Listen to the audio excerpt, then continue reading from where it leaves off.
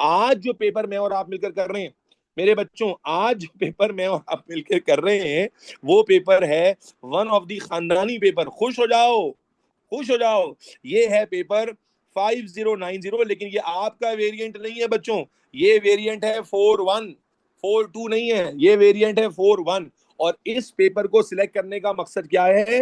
अक्टूबर नवंबर 2025 का पेपर है। और गुज़िश्ता 6 सालों के अंदर, गुज़िश्ता 6 years के अंदर, this has the lowest threshold, this has the lowest threshold मेरा बच्चा, to get an A in this paper the threshold which was given by the Cambridge was only 25 marks। आपको सिर्फ 25 मार्क्स लेने थे। This was the lowest threshold वाला paper. तो इसलिए मैं आपको करा रहा हूं ताकि आपको मेरे बच्चों पहले पेपर में ही अंदाजा हो जाए कि मैक्सिमम डिफिकल्टी क्या है। मैक्सिमम डिफिकल्टी याद रखें, केमिस्ट्री का एटीपी देने के बाद बायो दे रहे हो, बायो का एटीपी केमिस्ट्री से बहुत आसान होता है।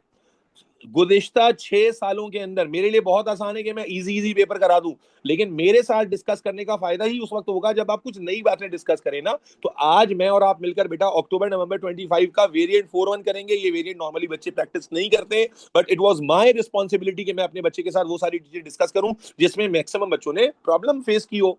चलें जी, शुरू करें, शुरू करें अल्लाह का नाम लेकर। Are you all ready? Ready ready okay. देखो, भागना नहीं है हमने, तेजी से करना है लेकिन समझ के करना है और फजूल बातों में अटकना नहीं। आसान है भाई, सबका सोल्यूशन आसान है। ये छोटे छोटे क्वेश्चन जो मैंने नोट्स कराए हैं वो मोर देन इनफ है, थ्योरी भी आपने पढ़ी हुई है। चलो भाई बेटा, टाइम हो रहा है 8:04। तो 8:04 पर हम पहला पेपर शुरू करने जा रहे हैं। फिर से याद दिला देता हूं बेटा, सारे क्वेश्चन आंसर करने होते हैं, पेंसिल यूज करनी होती है डायग्राम और ग्राफ्स के लिए, वरना पेपर ब्लैक या डार्क ब्लू पेन में करना होता है। और टोटल मार्क्स जो आपको मिलते हैं वो 40 मार्क्स मिलते हैं। ठीक है जी। रिस्क और प्रिवेंशन कहां से पढ़नी है? रामीन वो सवाल कर रही है जिससे मेरा खून खोल जाए। रामीन अल्लाह आपको जजाय खैर दे। ये देखिए, ये देखिए रामीन, रामीन ये देखिए, मैंने यहाँ पर ना, अल्लाह ने ये मेरा हाथ तैयार रखा हुआ है। अब आप वर्चुअली इमेजिन कर लें कि सर ने टपरी लगा दी आपके सर पर। ये देखिए, सर ने आपको रिस्क और प्रिवेंशन सारी पढ़ाई हुई है, लिखवाई हुई है भाई। क्या बोलूं मैं? चलो भाई पेपर पे आ जाऊं मैं। मतलब इतने मेरे बच्चे गायब दिमाग हैं कि क्या बोलूं यार। चलो भाई शुरू करते हैं। पहला क्वेश्चन आ गया भाई। ठीक है जी, फर्स्ट क्वेश्चन आ गया बेटा। ओके, देखो एटीपी में ना पढ़ना थोड़ा ध्यान से होता है। अब आप कोशिश करें कि एटीपी आप देकर आए तो आपको बखूबी अंदाजा है कि एटीपी को आपने बस इतना जल्दी भी नहीं पढ़ना है कि आपसे चीजें रिलेट ही नहीं हो रही हो। You need to make sure कि चीजें आप रिलेट करके चलो। पेपर आसान होता है, मुश्किल नहीं होता। शुरू करते हैं। देखो बेटा, आप स्टूडेंट क्या कह रहा है, सॉरी एग्जामिनर क्या कह रहा है? An apple juice is made by cutting. अब बहुत अच्छे से सिनेरियो समझना है, बहुत मुश्किल इंग्लिश नहीं होगी, बहुत स्कोरिंग पेपर होता है। तो मैं अल्लाह की जात से उम्मीद कर रहा हूं कि मेरे बच्चे तुम बहुत अच्छा करोगे। ठीक है। कहता है an apple juice is made by cutting up and crushing apple. देखो इंपॉर्टेंट बातें हाईलाइट करते जानी है। एप्पल को कट किया है, क्रश भी किया। क्रश किया है तो क्या यूज किया होगा? क्रश किया है तो क्या यूज किया होगा? Mortar and pestle। When apple tissue is cut up and crushed, it can become darker color and go brown।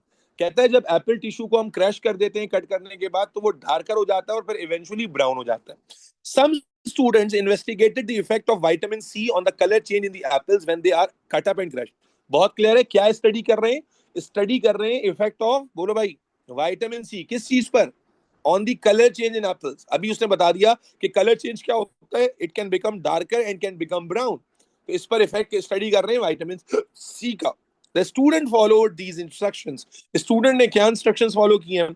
Label a large test tube. अब देखो प्लानिंग दी हुई है। Label a large test tube and add 5 cm cube of vitamin C solution. अगर diagrammatic version में समझे तो एक टेस्ट ट्यूब ली है उसने और उस टेस्ट ट्यूब पे उसने लेबलिंग कर दी है कि भाई इसमें विटामिन सी है। कितना विटामिन सी लिया हुआ है उसने?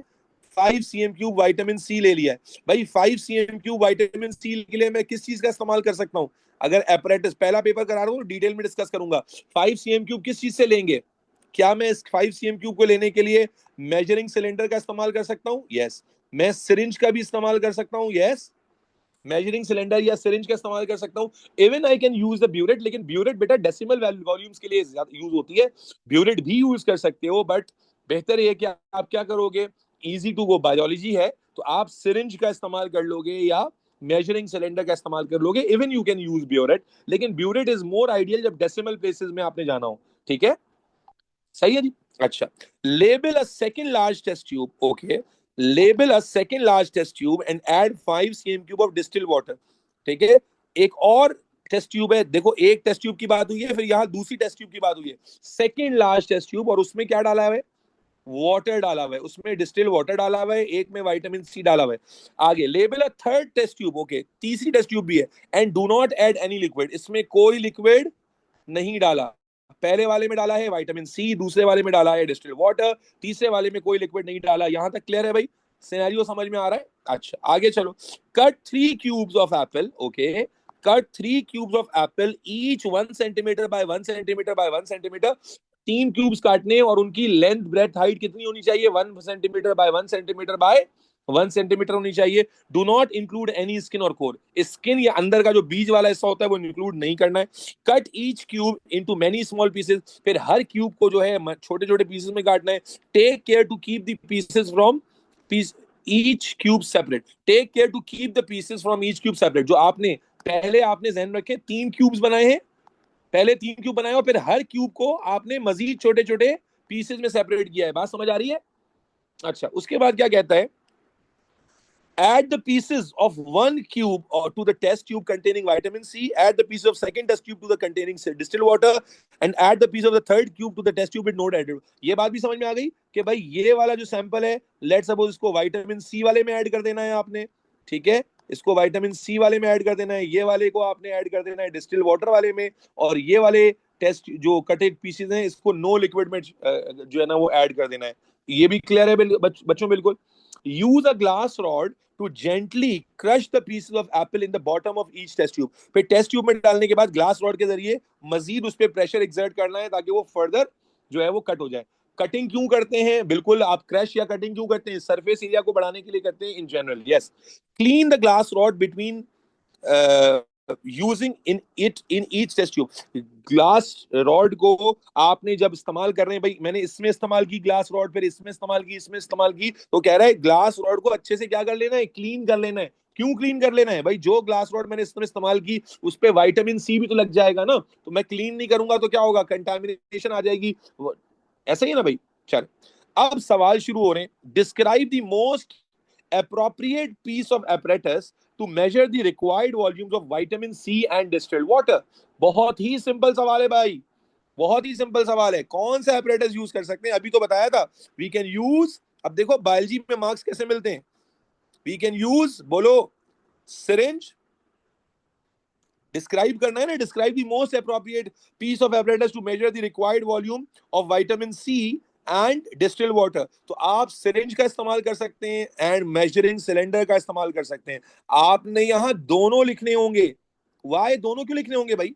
दोनों क्यों लिखने होंगे? आप देखो यहां 2 मार्क्स हैं, 2 मार्क्स हैं, तो यहां पर आपने सुटेबल एपरेटस का जिक्र करना होगा कि जो यूज किए जा सकते थे। पिपिट कैसे होगा भाई? कौन बच्चा है जो पिपिट लिख रहा है? Can we use pipette? Can we use pipette?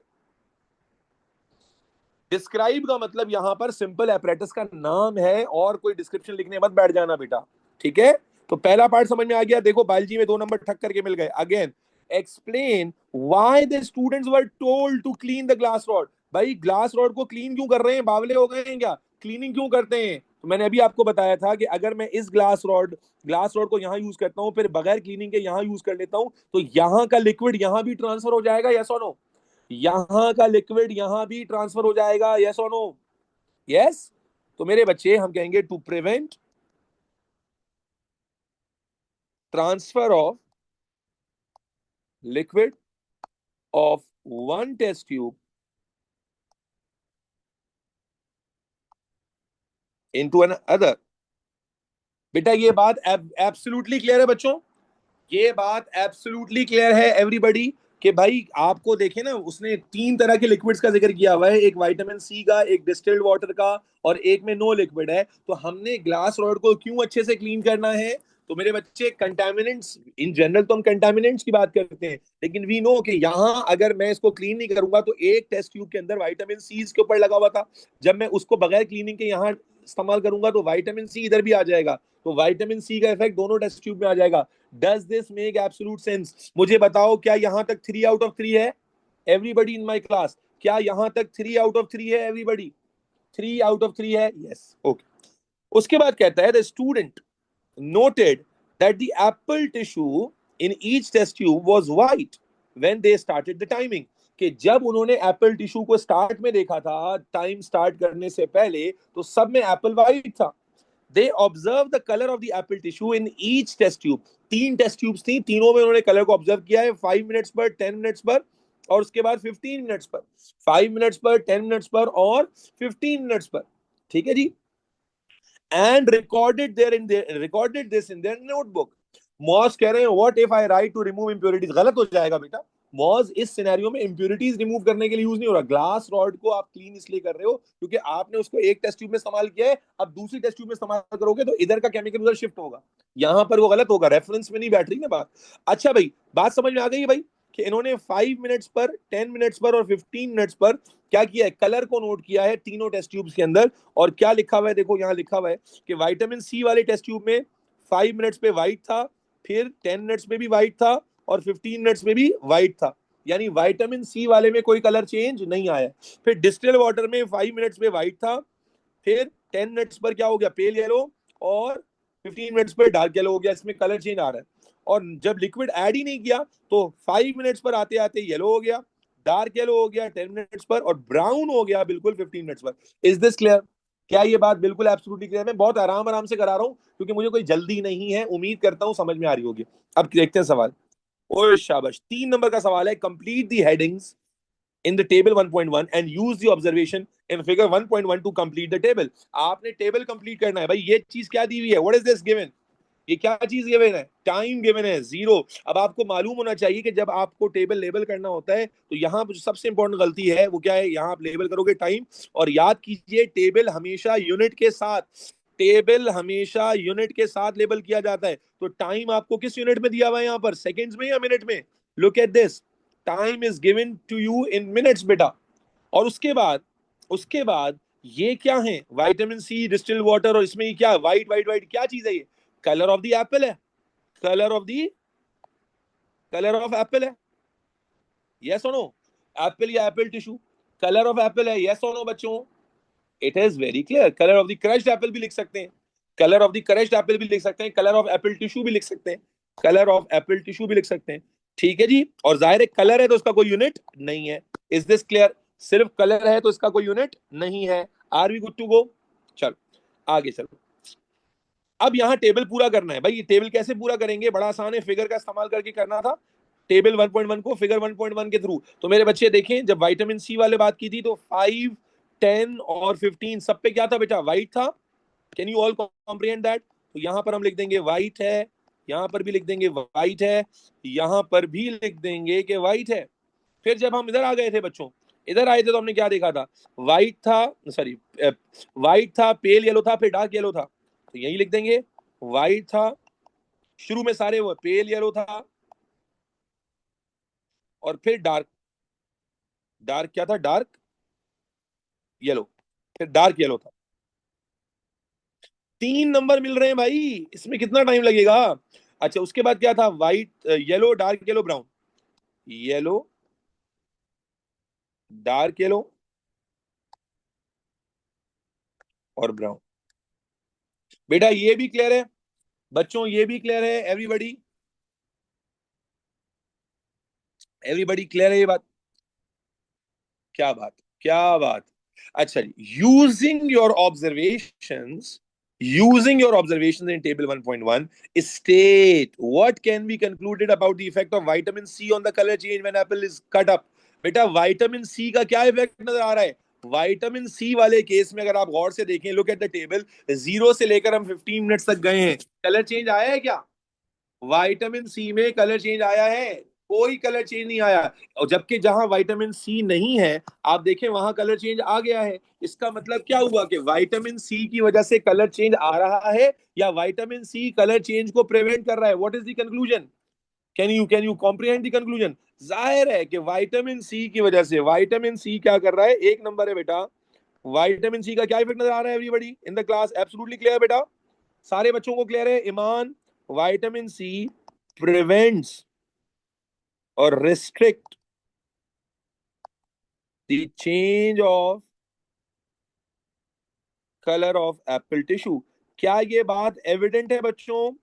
Table से ये बात बिल्कुल वाजे समझ में आती है कि विटामिन सी का इफेक्ट, उसने पूछा कि क्या इफेक्ट नजर आ रहा है, तो विटामिन सी वाले कंटेनर में आप देखें 15 मिनट तक कोई कलर चेंज नहीं आ रहा है। इसीलिए मैं आपको बताऊं, चलें आपको एक देसी टोटका बताऊं। आपने देखा होगा एप्पल काट के रखते हैं हम लोग, तो एप्पल अगर थोड़ी देर तक बाहर रह जाए ब्राउन हो जाते हैं, देखा है सबने? एप्पल काट के रखते हैं ब्राउन हो जाते हैं, जिसकी वजह से आप कहते हैं यार अब देखने में अजीब से लग रहे हैं। ये हमने अपने घरों में देखा, अपनी वालदा को करते हुए देखा, आपके घर में भी शायद होता हो कि जब आप कभी ऐसे एप्पल काटे ना, आप नोटिस कीजिएगा कि जो आप 5 स्टार होटल में जाएं, रेस्टोरेंट्स में जाएं, वहां पर अगर आप फ्रूट सैलेड वगैरह खा रहे हैं तो उसमें अगर एप्पल है वो कभी भी ब्राउन नहीं होता। क्यों नहीं होता मालूम है आपको? वो इसलिए ब्राउन नहीं होता that they use vitamin C. वो क्या करते हैं, आप ये करके देखिएगा, आप एप्पल काटें उस पर vitamin C, lemon lemon squeeze कर दें, लेमन स्क्वीज कर दें, लेमन स्क्वीज कर दें, उसमें विटामिन सी है, वो एप्पल को ब्राउन नहीं होने देगा। आप नोटिस नहीं किया, जब रमजानों में फ्रूट चाट बनाते हैं तो फ्रूट चाट में अगर आप लेमन वगैरह स्क्वीज कर देते हैं तो वो एप्पल ब्राउन नहीं होता। That is another way. तो देखो लर्निंग आ गई ना, तो आप ये ट्राई कीजिएगा, ये बिल्कुल वर्क करता है। हमारे घरों में तो हम देखते ही हैं कि एप्पल को आप कट करने के बाद उस पर विटामिन सी आप स्क्वीज कर दें, यानी लेमन स्क्वीज कर दें, तो वो ब्राउन नहीं होगा। क्लियर है भाई? आगे चलूं? इजाजत है बच्चों, आगे चलूं? चलो, इसके बाद कहता है using your observations in table 1.1 state, again a command of state hai, state what can be concluded about the effect of distilled water on the color change when apple is cut up and crushed। अब distil water के बाद का effect बताना है, लेकिन ये 2 marks का है। ये 2 मार्क्स का क्यों है? क्योंकि आप देखें यहां पर कुछ हुआ है ना, यहां पर क्या हुआ है, जब डिस्टिल वाटर में आपने देखा है तो देखो डिस्टिल वाटर में कलर चेंज तो आया है, ये बात तो नजर आ रही है, लेकिन आपको ये भी दिख रहा है कि विटामिन सी ने तो कलर चेंज आने ही नहीं दिया था, लेकिन लिक्विड वाटर की वजह से कलर चेंज आया है, लेकिन स्लो आया है। मालूम हुआ कि कलर चेंज को प्रिवेंट करने में ये विटामिन सी जितना इफेक्टिव तो नहीं है, लेकिन बहरहाल कुछ ना कुछ इफेक्टिव है। यानी आसान लफ्जों में, अगर आप एप्पल को काटने के बाद पानी में डिप कर दें तब भी कलर चेंज उसमें देर से आएगा। देखें यहां पर जब नो लिक्विड एडेड है तो 5 मिनट में ही वो येलो हो गया है। Can you see that? जहां पर no liquid was added 5 minute में येलो हो गया, जबकि आप यहां देखें 5 मिनट तक वो बिल्कुल व्हाइट है, फिर पेल येलो हुआ है, और फिर इसका मतलब डिस्टिल वाटर कलर चेंज को रिस्ट्रिक्ट तो नहीं कर रहा, लेकिन स्लो डाउन कर रहा है या नहीं कर रहा? स्लो डाउन कर रहा है या नहीं कर रहा बच्चों? कर रहा है। चलो बेहतरीन हो गया। तो हम क्या लिखेंगे? distilled water does not restrict the color change of apple tissue, but it slowed down the change reference to when no liquid is added। जब कोई लिक्विड ऐड नहीं हुआ है तो हमें एक्चुअल सिनेरियो नजर आ रहा है कि कलर चेंज फौरन आ गया है, लेकिन जब हमने विटामिन सॉरी जब डिस्टिल वाटर ऐड किया है तो कलर चेंज फौरन नहीं आ रहा, तो कलर चेंज को प्रिवेंट तो नहीं कर पा रहा, लेकिन मेरे बच्चों ये उसको स्लो डाउन जरूर कर रहा है। Is this clear? तो ये विटामिन सी जितना इफेक्टिव नहीं है, लेकिन बहरहाल कुछ ना कुछ रोल प्ले कर रहा है। Everybody good to go? Everybody in the class? Everybody clear? चलो, it only get yes yes yes, ठीक है। चलो आगे चलें। The student were aware that there okay, अच्छा सवाल आ गया, अगेन स्कोरिंग क्वेश्चन है बेटा। The students were aware that there may have been sources of error in the method used which affected the observation, suggest one possible source of error and suggest how it could be overcome। कहता है उनके method में कोई ना कोई error है, students ने देवर aware कि उनके मेथड में कोई ना कोई एरर रह गया है, और उस एरर की वजह से उनकी जो ऑब्जर्वेशन है वो इफेक्ट हो सकती है। तो भाई आप बताइए कोई एक पॉसिबल एरर बता दें, और उस पॉसिबल एरर के बारे में फिर ये बता दीजिए कि ये कैसे आया होगा या उसको कैसे रिमूव करेंगे। तो मेरे बच्चों याद रखें कि सबसे पहले तो ये बात जानना बड़ा इंपॉर्टेंट है कि आपको आपको जब भी कलर, याद रखें एक जनरल रूल बता रहा हूं, जब भी कलर वाला कोई एक्सपेरिमेंट आ जाए, any experiment whether it is photosynthesis और एनी एक्सपेरिमेंट जिसमें कलर चेंज हो रहा हो, तो तमाम कलर चेंज वालों में याद रखें बाज दफा कलर्स आर सो मैचिंग। मैंने केमिस्ट्री में बताया था कि देखो एक एक देखो यहां पर देखो, एक येलो है, एक डार्क येलो है और एक ब्राउन है।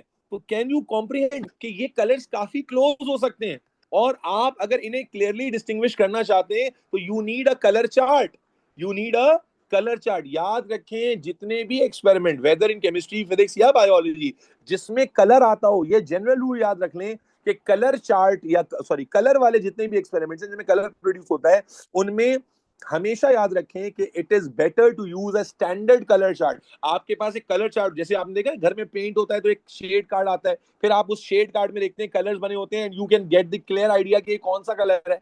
समझ आ रही है? बिल्कुल इसी तरह से समझें कि यहाँ पर जो कलर्स आ रहे हैं, यू कैन सी कि येलो है, डार्क येलो है, ब्राउन है, so they all are very similar colours. तो अगर मेरे पास एक कलर चार्ट होगा तो मैं एग्जैक्टली कंपेयर करके बता सकूंगा कि ये येलो है, ये डार्क येलो है और ये जो है वो ब्राउन है। लेकिन अगर मेरे पास कलर चार्ट नहीं है तो हो सकता है कि मुझे येलो और डार्क येलो में फर्क करना मुश्किल हो रहा हो, या डार्क येलो और ब्राउन में फर्क करना मुश्किल हो रहा हो। तो याद रखें कि जितने भी कलर बेस्ड एक्सपेरिमेंट होते हैं उसमें एरर का एक चांस क्या हो सकता है कि जो कलर्स आए हैं उनको डिस्क्राइब करने में, उनको रीड करने में गलती हुई हो। और इसकी इंप्रूवमेंट कैसे होती है कि आप एक स्टैंडर्ड कलर चार्ट यूज करते हैं, कलर चार्ट से कंपेयर करते हैं, शेड कार्ड यूज करते हैं, उससे कंपेयर करते हैं। That is one way of error. Is this clear? Is this clear? अच्छा, दूसरी बात क्या, अगर आप थोड़ा पीछे चलें तो आपको नजर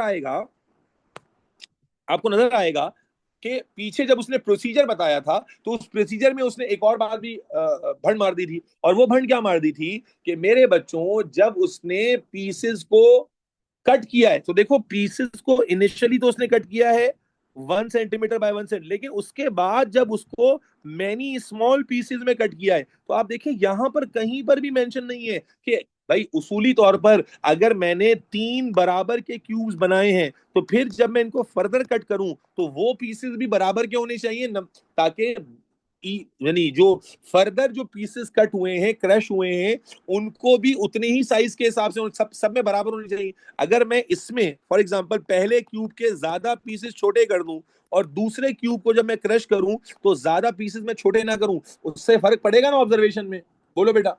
क्यों? क्योंकि वी नो कि जब आप एक्सपेरिमेंट कर रहे होते हैं तो you need to keep all the other variables constant. आपको उनको कांस्टेंट रखना होता है। आपने पहले क्यूब जो काटे वो तो बराबर काट लिए थे, लेकिन उसको जब फर्दर क्रश किया है तो देखिए यहां पर कहीं पर मेंशन नहीं है कि वो बराबर साइज का ख्याल रखा गया था।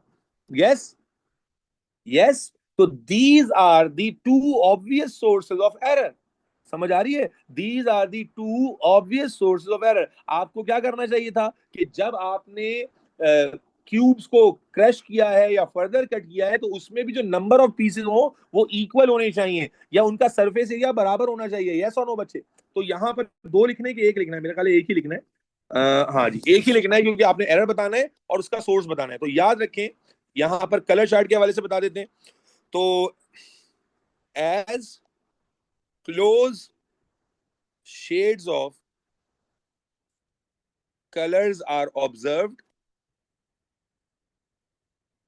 error can be made in interpretation of color। ये क्या हो गया हमारा बेटा? ये एरर का सोर्स हो गया कलर वाला। इसका इंप्रूवमेंट क्या होगा? Use colour chart to deduce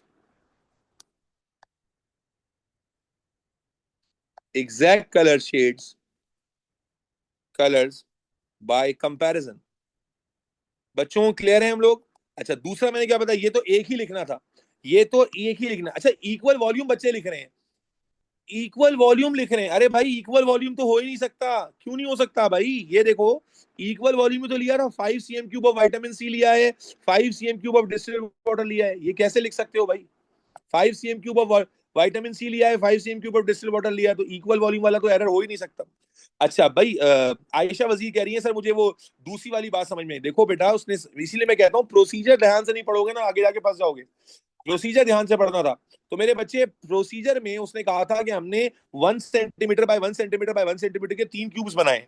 ठीक है ना, 3 क्यूब्स बनाए, तो यहां तक तो बात ठीक थी, इक्वल थी। लेकिन जब इनको फर्दर कट किया था स्मॉल पीसेस में, तो यहां पर जिक्र नहीं किया गया है कि इनको कट करेंगे तो इक्वल नंबर ऑफ पीसेस बनाने हैं। अगर इक्वल नंबर ऑफ पीसेस नहीं होंगे तो जाहिर हो सकता है किसी के ज्यादा पीस हो, किसी के कम पीस हो। जिसके ज्यादा पीस होंगे उसका सरफेस एरिया बड़ा होगा, उसका size of the particle, chemistry पढ़कर आया हो ना, साइज ऑफ द पार्टिकल कम होगा, उसमें रिएक्शन अलग रफ्तार से होगा, उसमें कलर चेंज अलग अलग स्पीड से आएगा।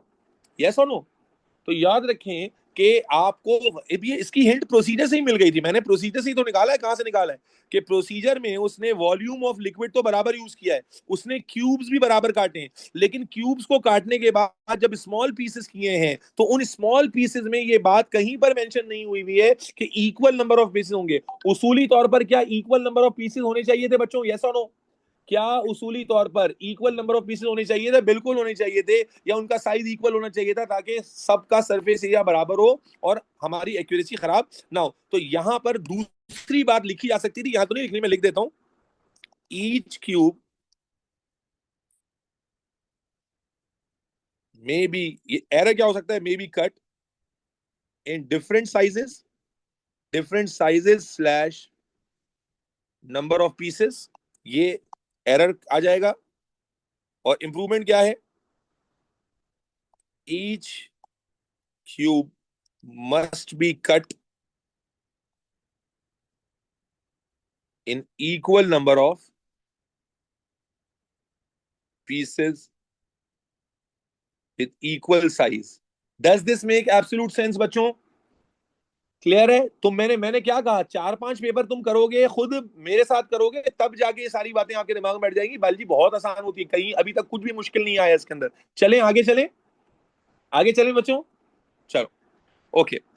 उसके बाद कहता है पार्ट बी वन आ गया, the student then measures the pH of the vitamin C solution and the pH of distilled water using universal indicator paper with these results. अब उसने क्या किया, जो 2 टेस्ट ट्यूब्स थी, जिसमें एक में विटामिन सी डाला था उसकी पीएच निकाली है, और एक में जहां पीएच ऑफ डिस्टिल्ड वाटर निकाला था, तो विटामिन सी वाले में पीएच आई है 4 और डिस्टिल्ड वाटर वाले में पीएच आई है 6। ठीक है जी, आगे चलें।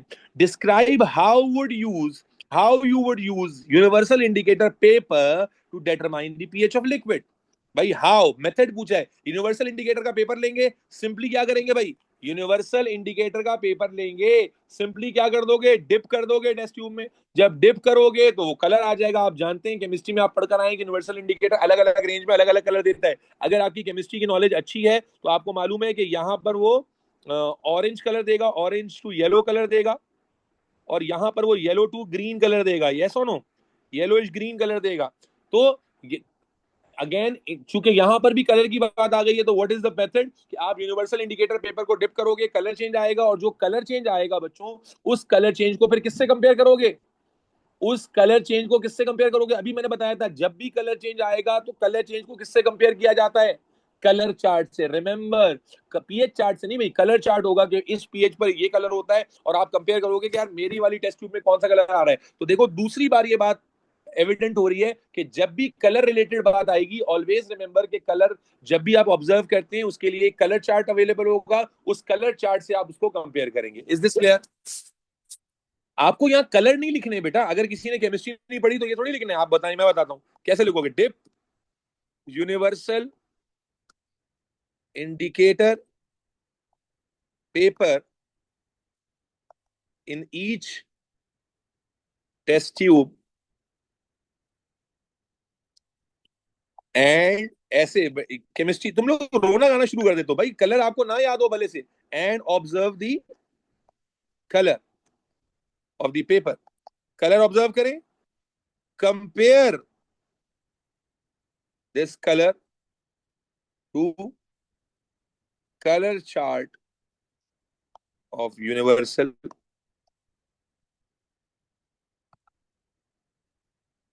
क्लियर? आपको कलर तो लिखना ही नहीं है, कलर तो केमिस्ट्री में सीखते हैं, ये तो मैंने नॉलेज के लिए आपको बताया।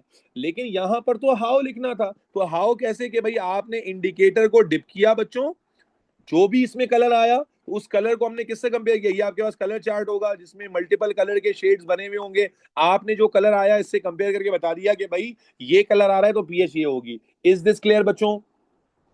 इंडिकेट, यहाँ कलर हमने लिखा ही नहीं है, फिर तुम्हारा वही रोना गाना चल रहा है भाई। अभी भी बायोलॉजी की नॉलेज पर डिपेंडेंट है बच्चों। हमने कहा यूनिवर्सल इंडिकेटर को आपने डिप करना है, कलर देगा, कलर को आपने कलर चार्ट से कंपेयर करना है। ये बात तो मैंने बायोलॉजी में बताया ना बेटा आपको। क्लियर है बच्चों? ये बात क्लियर है? आगे चलें। Okay, when an apple tissue is cut. Okay, अब यहां इंपॉर्टेंट बात आ रही है, लग रहा है मुझे। 2 नंबर का सवाल है। अगेन पहला सवाल पूरा होने के करीब आ गया बेटा। When an apple tissue is cut up and crushed, an enzyme, okay, an enzyme comes into contact with oxygen in the air. कहता है जब एप्पल टिश्यू को कट करके क्रश करते हैं तो एक एंजाइम है जो एप्पल टिश्यू में से निकलता होगा। और अच्छा, अरूज कह रही कलर चार्ट क्या होता है? भाई कलर चार्ट क्या होता है मेरे बच्चे? Colour chart is a colour chart. Colour chart is a chart that has different colour shades. मैंने अभी आपको एग्जांपल भी दी, अगर आपने नहीं देखी है तो आज आप जाएं पेंट, किसी पेंट की दुकान पे जाएं, उसको बोलो यार शेड कार्ड कलर चार्ट दे दे, वो आपको कलर चार्ट दे देगा। उसमें पेंट के अलग अलग कलर्स के छोटे छोटे सैंपल कलर में बने होंगे। इसी तरह हर जो जहां पर भी कलर की बात आती है वहां कलर चार्ट आता है कि जिसमें वैल्यूज लिखी होती हैं और कलर लिखा होता है। आपके पास जो भी कलर फॉर्म हो रहा है आप उस कलर चार्ट के साथ उसको कंपेयर कर लेते हैं। कलर चार्ट इज, इंटरनेट पे सर्च कर लेना कलर चार्ट क्या होता है। Colour chart is a chart that has lot of colours. तो जब आप कोई भी ऑब्जर्वेशन कलर वाली लेते हैं तो you just compare it with the colour chart. ठीक है? अच्छा भाई, अब सवाल से हट गए हम लोग।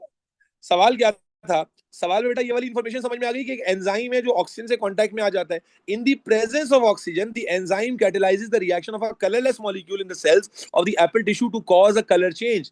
क्या ये बात समझ में आई? कलर कैसे आ रहा है? अकॉर्डिंग टू दिस इंफॉर्मेशन, एक कलरलेस मॉलिक्यूल है एप्पल में, और जो एंजाइम है वो क्या कर रहा है? एंजाइम इस कलरलेस मॉलिक्यूल को कलरफुल में कन्वर्ट कर रहा है। क्या ये बात समझ में आई है? अकॉर्डिंग टू दिस एक्सप्लेनेशन, क्या ये बिल्कुल एविडेंट है सबको बच्चों कि भाई एप्पल टिश्यू को जब कट करके क्रश करते हैं तो दरअसल उसमें से एक एंजाइम निकलता है, और एंजाइम जब निकलता है तो वो ऑक्सीजन के साथ कांटेक्ट में आता है, और उसके बाद एप्पल टिश्यू में एक कलरलेस मॉलिक्यूल है जिसको वो कलर में उसमें कलर चेंज लेकर आ जाता है। ये बात उसने बताई। Suggest how this might explain the effect of distilled water and vitamin C. देखो डिस्टिल्ड वाटर में कलर चेंज आया या नहीं आया? जल्दी से बता दो। डिस्टिल्ड वाटर में कलर चेंज आया है, थोड़ा डिले करके। इसका मतलब डिस्टिल्ड वाटर ने, मेरे बच्चों बताइए क्या किया होगा? डिस्टिल्ड वाटर ने एंजाइम के एक्शन को क्या कंप्लीटली ब्लॉक कर दिया होगा? नहीं ब्लॉक किया होगा। अलबत्ता ये जरूर है कि जब आपने डिस्टिल्ड वाटर में एप्पल के पीसेस डाले हुए तो ऑक्सीजन से कांटेक्ट थोड़ा सा स्लो हो गया होगा। देखो, जब आपके पास टेस्ट ट्यूब में कोई लिक्विड नहीं है तो oxygen is in direct contact. जब कोई liquid, no liquid is added, तीसरा से, जब नो लिक्विड वाज एडेड, तो जब ऑक्सीजन डायरेक्ट कांटेक्ट में आ गई है, एंजाइम निकला है और इमीडिएटली कलर चेंज आ गया। डज दिस मेक सेंस बच्चों?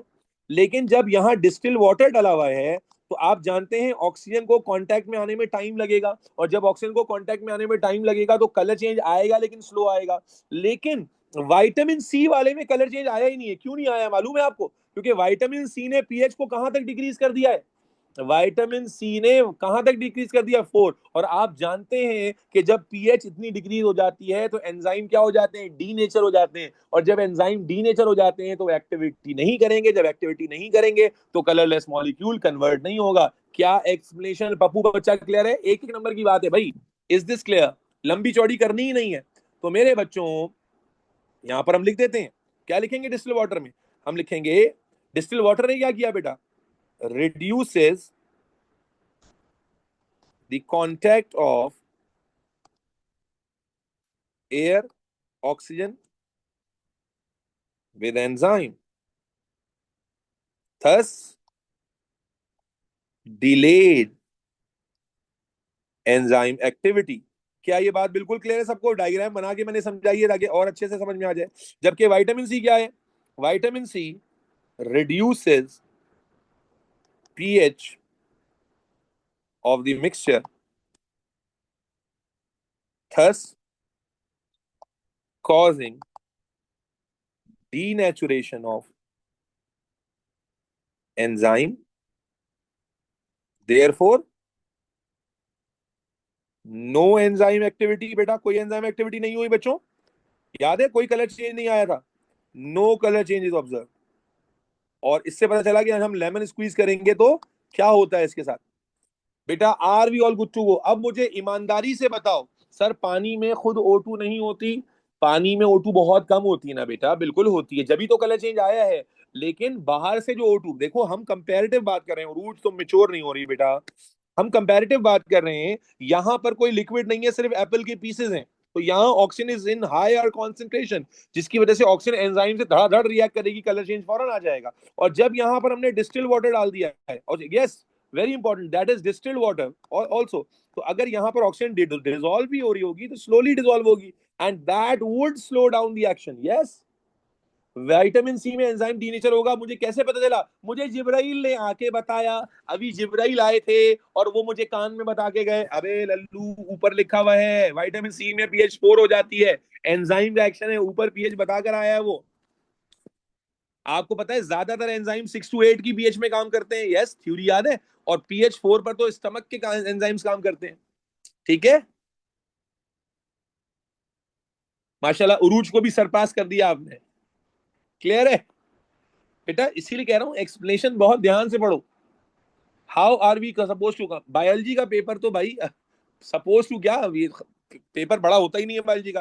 बेटा यहां तक क्लियर है? अब मुझे बताओ, इस सवाल को एनालाइज करते हैं, इस सवाल को एनालाइज करें। ईमानदारी से बताइए कि अगर आप इस क्वेश्चन को एग्जाम में पहली दफा देख कर रहे होते तो मुझे बताएं कहां कहां मार्क्स ले जाते। यहां पर मार्क्स मिल जाते, जल्दी से बताएं।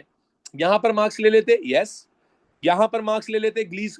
अगर कंटेमिनेशन वाली बात लिखते हैं तो मार्क्स डिडक्ट हो जाते हैं। यहां पर कंटेमिनेशन वाली बात आपने नहीं लिखनी थी। यहां पर आपने लिखना था कि भाई एक ग्लास वाटर को दूसरे में इस्तेमाल कर रहे हैं तो केमिकल्स जो है मिक्स हो जाएंगे, है ना। अच्छा जी, ये वाला बिल्कुल इजी पीजी था। इसमें यूनिट लाजमी लिखना है बेटा, यूनिट के बगैर नहीं चलेगा। ठीक है, उसके बाद अगेन यहां पर क्या हो रहा है इफेक्ट, यहां पर क्या हो रहा है इफेक्ट, ये भी क्लियर है। एरर में अगर कोई बच्चा वो लिख के आ जाता है कि इक्वल वॉल्यूम यूज नहीं किया विटामिन सी का, वो तो गलत हो जाता। बिकॉज सवाल में ऊपर जिक्र हुआ हुआ है कि 5 cm³ विटामिन सी है, 5 cm³ डिस्टिल्ड वाटर भी है। तो इसलिए मेरे बच्चों यहां पर ये बहुत इंपॉर्टेंट है कि आपको इस बात का ध्यान देना है, डिस्क्रिप्शन बहुत गौर से पढ़नी है। और उसके बाद फिर यहाँ पर यूनिवर्सल इंडिकेटर को डिप करके कैसे आएगा, तो मैंने आपको वो सिखा दिया कि जब भी कलर बेसिस पर होंगे तो कलर जब भी ऑब्जर्व होगा उसको कलर चार्ट से कंपेयर करेंगे। और उसके बाद मेरे बच्चों यहाँ पर क्या हुआ है, तो यहां पर मैंने आपको बताया एंजाइम का इफेक्ट है। एंजाइम का जिक्र उसने सवाल में किया ताकि आपका जो दिमाग है वो डायरेक्टेड सोच में आ जाए, आप ये सोच सके कि यहाँ एंजाइम से रेलेवेंट कोई बात करनी है। और वहां पर हमने बात रख दी कि भाई वाइट डिस्टिल वाटर में जो एक्शन है वो स्लो डाउन हो गया क्योंकि ऑक्सीजन से कांटेक्ट स्लो हो गया, और विटामिन सी में पीएच इतनी कम हो गई कि एंजाइम डीनेचर हो गया और एक्टिविटी हो ही नहीं पाई। Is this clear? अच्छा, कोई बच्चा कह रहा है सर डिफरेंट अमाउंट लिख सकते हैं एप्पल की? नहीं लिख सकते क्योंकि तीनों में एक एक क्यूब ही डाला गया था ना, तो अमाउंट तो ओवरऑल सेम थी, सरफेस एरिया या साइज का फर्क आएगा। क्लियर है? नेक्स्ट क्वेश्चन पे चल रहा हूँ बेटा। ठीक है, चल let's go to the next question. Okay, yeast देखो, अगर कोई बच्चा अभी फिर शुरू हो गया ना कि सर टाइम कैसे मैनेज होगा, अरे भाई तो आप मुझे या तो इजाजत दे दें कि मैं बस खुद पढ़ता जाऊं और मैं करता जाऊं। भाई जब आप खुद पढ़ के करेंगे तो आपको अपने आप से बात करनी है। मैं तो आपको समझा रहा हूँ, दरमियान में रुक रुक के आपके आंसर्स का जवाब दे रहा हूँ। फिर भी मैंने ये पेपर 8 बजकर कुछ कितने कितने पे स्टार्ट किया था, 4 या 5 पे स्टार्ट किया था। अभी देखते हैं 1 घंटे में कहाँ तक पहुंचते हैं। तो आप इतना परेशान क्यों हो जाते हैं भाई? आप लोगों को कोई कॉन्फिडेंस ही नहीं है अपने ऊपर। चले जी, yeast is used to produce bread, flour is, अब मैं तेज पढ़ दूंगा तो तुम बोलोगे सर समझ में नहीं आया, समझ में नहीं आया, समझ में नहीं आया सर। अरे भाई तो जाहिर है थोड़ा पहला पेपर है, आराम आराम से करा रहा हूँ। yeast is used to press bread, क्या हमने पढ़ा हुआ है कि ब्रेड प्रोड्यूस करने के लिए यूज होता है? Flour is mix with water and yeast to produce dough. Water mix करेंगे और yeast मिक्स करेंगे, the yeast breaks down starch in the flour to produce sugar.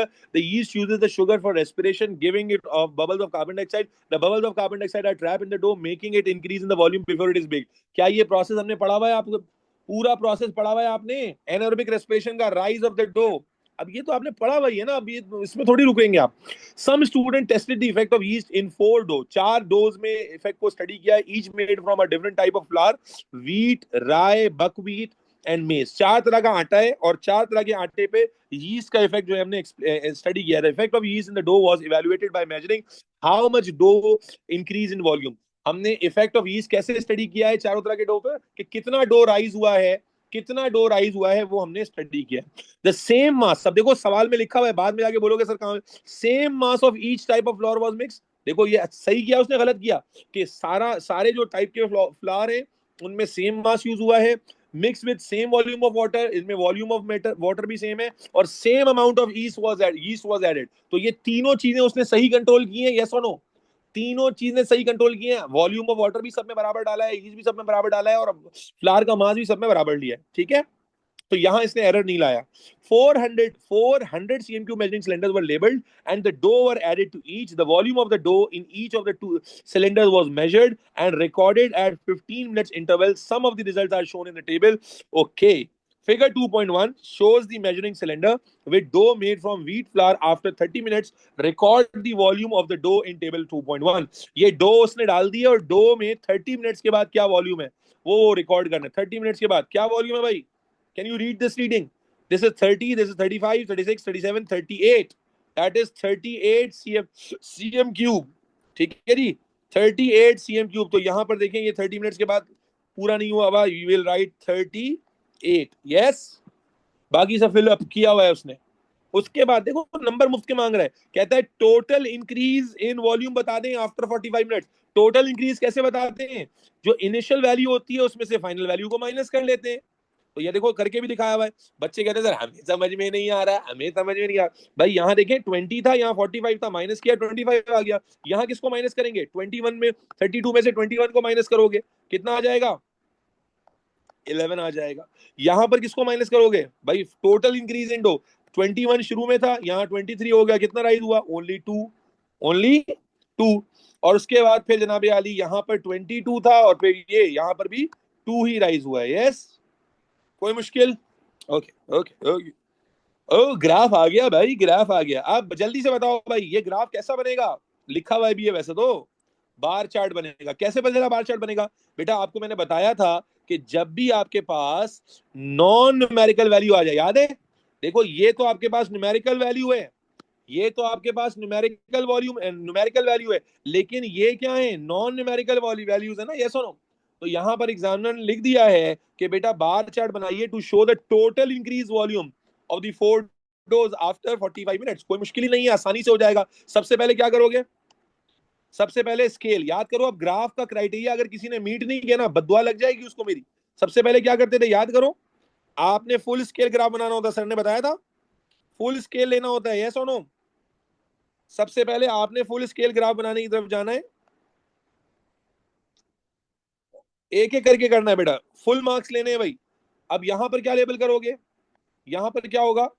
क्या है? 4 टाइप के डोज थे, तो यहां पर आप लेबल करोगे टाइप्स ऑफ डो, यस, और या flower, types of flower, yes बच्चों, कोई मुश्किल? और यहां पर लेबल करोगे, यहां पर लेबल करोगे क्या? टोटल, क्या बोला उसने? Total increase in volume of the photo, total increase in volume of dough. और ये कौन से यूनिट में? इसका यूनिट है, बिल्कुल इसका यूनिट भी लिखना है बेटा। यूनिट अगर नहीं लिखा तो काम खराब हो जाएगा। Is this clear? यूनिट के साथ यहां पर आपको कितने नंबर मिल चुके हैं? देखो यहां पर आपने ये और ये करके नंबर उठा लिए already. Are we good to go? अच्छा, उसके बाद सूटेबल स्केल पर आ जाएं तो आप देखें वॉल्यूम में आपके पास क्या रीडिंग है। मैक्सिमम रीडिंग 25 है, मैक्सिमम रीडिंग 25 है। Remember you have to use 70 और more percent of the graph, 70 और more percent of the graph. Sir how to know which should be on X और वाई? मेरा बच्चा ये मैं ऑलरेडी ग्राफ में बता चुका हूं। ईशल फातिमा प्लीज ऐसा सवाल आप करोगे तो मैं थोड़ा सा डिसअपॉइंट हो जाऊंगा कि भाई ये बेसिक बात क्यों याद नहीं है मेरे बच्चे को। क्या ये बात ग्राफ बताते हो बताई गई है? बहुत आसान है। इंडिपेंडेंट डिपेंडेंट वेरिएबल का चक्कर होता है, जो चीज आप मेजर कर रहे होते हैं वो हमेशा वाई एक्सिस पे जाती है बेटा। जो भाई ग्राफ तो बहुत ही आसान है, जो चीज आप मेजर, क्या चीज मेजर की आपने? वॉल्यूम मेजर किया है, ये आपका वाई एक्सिस पे जाएगा। जो चीज आपका आपका आप ड्यूरिंग द एक्सपेरिमेंट जो चीज चेंज कर रहे होते हैं, what are we changing? We are changing the types of dough, ये आपका इंडिपेंडेंट वेरिएबल होता है। और जो चीज आप मेजर कर रहे होते हैं that is your dependent variable. Yes. और मैंने एक और शॉर्टकट भी बताया था कि जब हॉरिजॉन्टल टेबल होता है तो जो चीज ऊपर लिखी होती है, जो चीज ऊपर, ये भी बताया था या नहीं बताया था? जो चीज ऊपर लिखी होती है वो एक्स एक्सिस पे आती है, जो चीज नीचे लिखी होती है वो सारी बातें तो बताई थी बेटा, एक एक बात तो बताई थी मेरी जान के टोटो। अब देखो मैक्सिमम रीडिंग 25 तक है, तो इसका मतलब यहां पर स्केल कैसे बना लो? अगर आप 25 तक जाना चाहो तो पहले रफ सोचो, अगर मैं इसको 5 करूं, 10 करूं, 15 करूं, फिर 20 करूं, फिर 25 करूं तो मजा नहीं आ रहा। 5, 10, 15, 20, 25, मुझे ग्राफ को 70% से ज्यादा यूज करना है, तो मैं क्या कर लेता हूं, इसको मैं 0 कर लेता हूं। अगर मैं इसको 5 करूं, इसको 10 करूं, इसको 15 करूं, एक मिनट देखते हैं, इसको मैं 5 करूं, इसको 10 करूं, इसको 15 करूं, इसको 20, ये पूरा ही नहीं आ रहा, पूरा नहीं आ रहा। तो फिर मुझे इसका मतलब है मैं 10 बॉक्सेस पर भी नहीं जा पा रहा हूं, मैं 5 बॉक्सेस पे भी नहीं जा रहा हूं, तो I need to go in between. बात समझ आ रही है? We need to make sure कि 70% या इससे ज्यादा ग्राफ इस्तेमाल हो रहा हो बच्चों, 70% या इससे ज्यादा ग्राफ हमने यूज करना है। ठीक है, दोबारा देख लो, अगर मैं यहाँ 5 बॉक्सेस पर 5 रखता हूं, तो फिर यहाँ मुझे 10 रखना पड़ेगा, यहाँ मुझे पहले रफ में करके देख लो, 15 रखना पड़ेगा, यहाँ पर 20 रखना पड़ेगा, यहाँ 25। ज्यादातर बच्चे यही गलती करेंगे। क्या उनकी ये गलती पर उनको नंबर मिल जाएगा? नहीं, यू आर नॉट यूजिंग 70%, ये जस्ट अब 50% है, you will lose mark here. ज्यादातर बच्चे आसानी के चक्कर में यही बंद मार देंगे, आसानी के चक्कर में ये भंड हो जाएगा। अच्छा, दूसरा बच्चा कौन होगा जो कहेगा यहां पर मैं 5 ले लेता हूं, यहां पर 10 ले लेता हूं, यहां पर मैं 15 ले लेता हूं, यहां 20 आएगा, फिर 25 कहां लोगे? घर पे जाके लोगे। तो इसका मतलब ये दोनों स्केल्स नहीं होंगे। अब थोड़ा मिड वे देखते हैं। अगर मैं 7 बॉक्सेस का स्केल बना लूं, है भाई, अगर मैं 7, 1 2 3 4 5 6 7 बॉक्सेस पे 5 लूं, फिर 1 2 3 4 5 6 7, फिर 7 बॉक्सेस के ऊपर मैं क्या ले लूं? 10 ले लूं, फिर 1 2 3 4 5 6 7 बॉक्सेस के ऊपर मैं 15 ले लूं, फिर 1 2 3 4 5 6 7 बॉक्सेस के ऊपर 20 ले लूं, तो आई थिंक मैं 70% ज्यादा स्पेस यूज कर लूंगा। 6 to 7 बॉक्सेस पे मेरी 70% ज्यादा स्पेस यूज हो रही है। Yes, yes, yes, absolutely yes. तो अगर मैं 7 या 8 बॉक्सेस पे भी चले जाओ, अच्छा चलो 8 बॉक्सेस पे करके देख लेते हैं। अगर मैं 8 बॉक्सेस ले लूं, मैं रफली करके दिखा रहा हूं, मुझे बताना 7 आपको कैसे पता चला? अरे मुझे कुछ नहीं पता चला, मैं तो ट्रायल एंड एरर पे जा रहा हूं बेटा, ट्रायल एंड एरर पे जा रहा हूं। जीरो से स्केल स्टार्ट करना जरूरी नहीं होता बेटा, जीरो से स्केल स्टार्ट करना जरूरी नहीं होता, क्योंकि यहां पर जीरो की कोई रीडिंग मौजूद भी नहीं है ना, यहां पर जीरो की कोई रीडिंग मौजूद भी नहीं है। अच्छा, यहां टाइम को नहीं लिया ना, टाइम का कोई रेलेवेंस नहीं है यहां पर जीरो से कोई रीडिंग स्टार्ट नहीं हो रही। हाँ, हम ऐसा भी कर सकते हैं कि हम जो है वो 20 से स्टार्ट कर सकते हैं, लेकिन बहरहाल जस्ट गो विद स्टैंडर्ड। 7 और 8 ब्लॉक्स 5 कैसे बनेगा? है अज्यूम करेंगे भाई अरूज, अज्यूम करेंगे, मैथ फिजिक्स केमिस्ट्री सब में अज्यूम करते हैं। आप इसको कहते हैं स्केल सिलेक्शन, इसको कहते हैं स्केल सिलेक्शन। ठीक है जी। तो मेरे बच्चों, अगर मैं 7 बॉक्सेस पे जाऊं, लेट मी गिव दी मार्कर्स, ठीक है, लेट सपोज 7 बॉक्सेस पे, कहीं बार मैं गलती करूं मुझे बताना। ये 7 बॉक्सेस पे 5 आ गया, फिर 1 2 3 4 5 6 7 बॉक्सेस पर यहां पर 10 आ गया। यस और नो बच्चा? है भाई? क्लियर है? 7 बॉक्सेस देखो मैं काउंट कर रहा हूं, स्क्रीन पे देखना जरा मुश्किल होता है। 1 2 3 4 5 6 7, ठीक है। फिर 1 2 3 4 5 6 7, यहां 7 बॉक्सेस पे आ गया। अल्लाह आपका भला करे, क्या आ गया? 15। और उसके बाद 7 बॉक्सेस पे आ गया 1 2 3 4 5 6 7, यहां पर आ गया 20। फिर 1 2 3 4 5 6 7, यहां पर आ गया 25।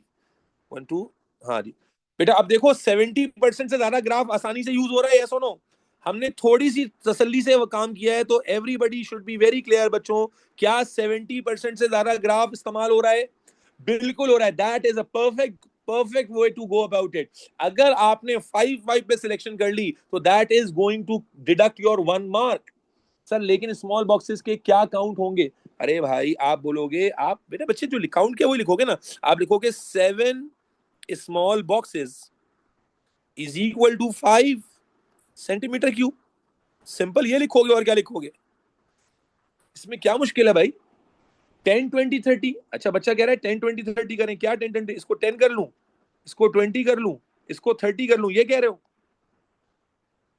अगर 10 20 30 कर रहा हूं, तो मुझे फिर डाउट लग रहा है कि इस डाउट में 70% से ऊपर नहीं जा रहे हैं हम लोग।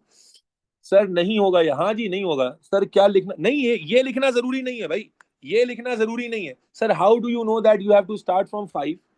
है? नहीं नहीं भाई, 5 से स्टार्ट करना जरूरी थोड़ी है। जीरो लिया, फिर जीरो के बाद यूजुअली हम क्या करते हैं भाई? अंदाजा हो रहा है कि ग्राफ कभी बनाया नहीं है भाई आप लोगों ने, अंदाजा हो रहा है। आप देखो स्केल कोई भी ले सकते हो, स्केल लेना थोड़ी क्राइटेरिया है। नंबर इस चीज पर है कि स्केल ऐसा लेना होता है जिसमें 70% से ज्यादा ग्राफ यूज हो रहा हो।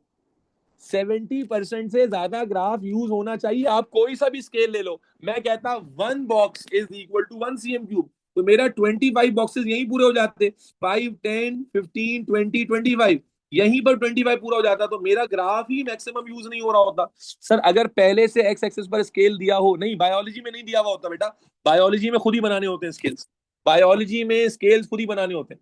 सर एक बार और बता दें कि हम कैसे डिसाइड करेंगे कि कौन सी वैल्यू, या अल्लाह, बेटा ग्राफ वाले लेक्चर में जाइए और वहां जाके सुनिए। मैं फिर बता देता हूं, मैंने बताया था कि अगर शॉर्टकट भी बताया था, सारी बातें टेक्निकल। अगर हॉरिजॉन्टल टेबल दिया हो तो जो वैल्यू ऊपर होती है वो एक्स एक्सिस में आती है, जो वैल्यू नीचे होती है वो वाई एक्सिस पे आती है।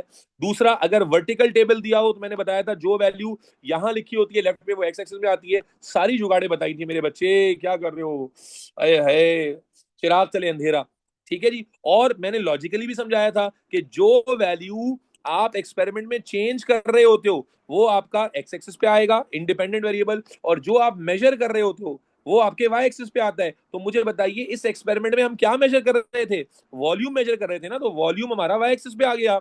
और क्या चीज चेंज कर रहे थे, टाइप्स ऑफ फ्लावर चेंज कर रहे थे, तो वो हमारा एक्स एक्सिस पे आएगा। यस और नो? सर प्लीज ये सारा कुछ चैट में लिख दे अबाउट द एक्सेस। अरे भाई मैंने लेक्चर में पढ़ाया हुआ है, मैं क्यों लिख दूं चैट में? जाओ दोबारा लेक्चर सुन लो, दोबारा वहां से लिखा हुआ।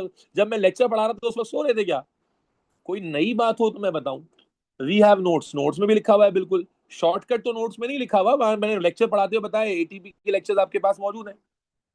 ओहो भाई, यहां तक क्लियर है? यहां तक समझ में आ गया स्केल? अब भाई आपने सिंपल बार्स बनाने, कोई टेंशन की बात है नहीं। अब आपको बार बार चार्ट बनाने में क्या बताया था बेटा? बार चार्ट में कितने बार बनेंगे, how many bar you are suppose to draw, 1 2 3 4। Bar chart में क्या क्या चीजों का ध्यान रखना होता है बेटा? कि हर बार की विड्थ इक्वल होगी, यस और नो? हर बार की विड्थ इक्वल होगी, तो अगर मैं एक बार इतना बड़ा लूं, फिर इतना गैप छोड़ना पड़ेगा, फिर दूसरा लूं, फिर इतना गैप छोड़ना पड़ेगा, फिर तीसरा लूं, फिर इतना गैप छोड़ना पड़ेगा, फिर चौथा लूं, यस और नो? तो चारों आ जाएंगे अच्छे से, बोलो चारों आ जाएंगे एवरीबॉडी? बिल्कुल, और मैक्सिमम ग्राफ भी यूज हो जाएगा। और मैंने ये बताया था कि बार चार्ट को कभी भी चिपका के बनाते हैं क्या? No, not at all. याद रखो, याद आया कि भाई अगर मैं सोचता हूं मुझे 4 बार बनाने, एक बार में देखो यहां पर मैं हाईलाइट कर देता हूं, एक बार में ये वाला यहां ले लूं, एक बार में एक गैप छोड़ के यहां लूं, सबकी विड्थ बराबर रखनी है, एक यहां ले लूं और एक यहां ले लूं, हो जाएगा पूरा एवरीबॉडी? ओके। अब मेरे बच्चे बहुत आसान है। अब मुझे कहां तक जाना है? पहला वाला कौन सा है फ्लावर? वीट फ्लावर है, इसको मैं लेबल कर लेता हूं वीट फ्लावर। पहला वाला वीट फ्लावर है। वीट फ्लावर की रीडिंग क्या थी? 11, नहीं सॉरी 25। वीट फ्लावर की रीडिंग क्या थी? 25। 25 कहां है? ये है, तो इसका मतलब 25 पे मैं यहां लाइन खींचूंगा, यस और नो? और बस इजी पीजी लेमन स्क्वीजी, ये यूं करके बाहर आके बन जाएगा। अबे हाँ ना बोल। अच्छा, मेरा ऑटो करेक्शन की वजह से लाइन से हट रहा है, तुम्हारा लाइन से हटना नहीं चाहिए। ऑटो करेक्शन की वजह से देखो लाइन से थोड़ा सा ये हट गया है, दोबारा ट्राई कर देता हूं।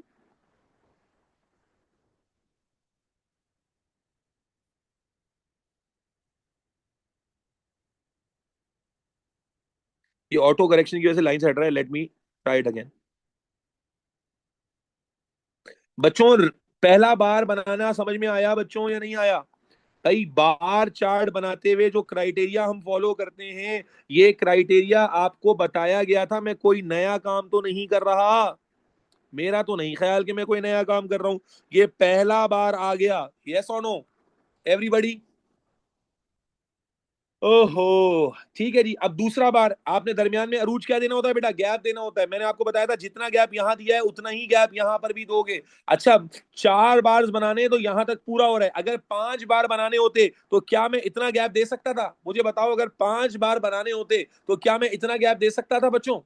नहीं दे सकता था। अगर मुझे 5 बार बनाने होते, जवाब दो, तो क्या मैं इतना गैप दे सकता था? नहीं, फिर मुझे गैप कम करना पड़ता। जैसे अभी मैंने 5 बॉक्सेस का गैप दिया है, हो सकता है कि मैं 3 बॉक्सेस का गैप देता। Yes, okay. दूसरे बार की रीडिंग क्या है बेटा? 11 इज द रीडिंग। दूसरे बार की रीडिंग 11 है। 11 कहां आएगा? This is 10 and that is 15, तो 11 रफली कहां आएगा? यहां कहीं आ जाएगा 11। 10, 11, 12, 13, ओके। तो रफली मेरे पास 11 यहां कहीं आएगा, एक बॉक्स से ऊपर कहीं आएगा, यस और नो? तो इसका मतलब let me make a line first here. 11 मेरे पास लाइन पर नहीं आएगा, लाइन के दरमियान में कहीं आएगा, यस और नो बेटा? अब मैं यहां पर गिराऊंगा पहला बार, एवरीबॉडी क्लियर?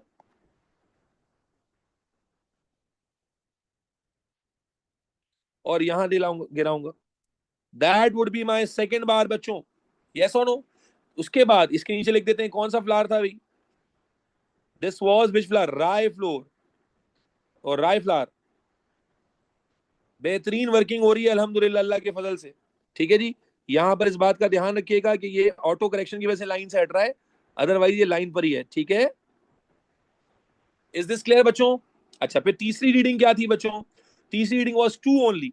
तो 2 कहां पर आएगा? तो आप जानते हैं कि अगर यहां पर 1 है तो 2 लगभग यहां कहीं होगा, फिर 3 यहां कहीं होगा।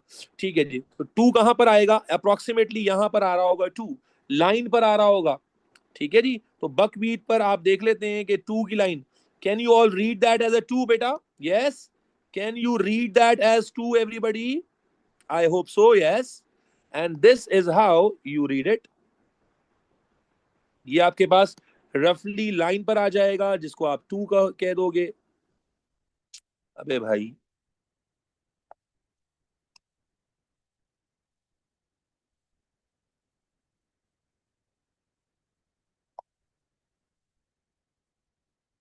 ठीक है जी, और उसके बाद मेरे बच्चों लास्टली अगेन वाज 2, तो ये भी इतना ही बड़ा बनेगा। Yes,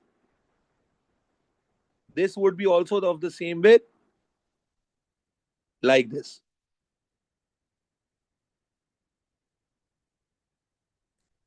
is this clear? यहां पर आप लेबल कर दोगे बकवीट और मेज फ्लोर, मेज फ्लावर, बकवीट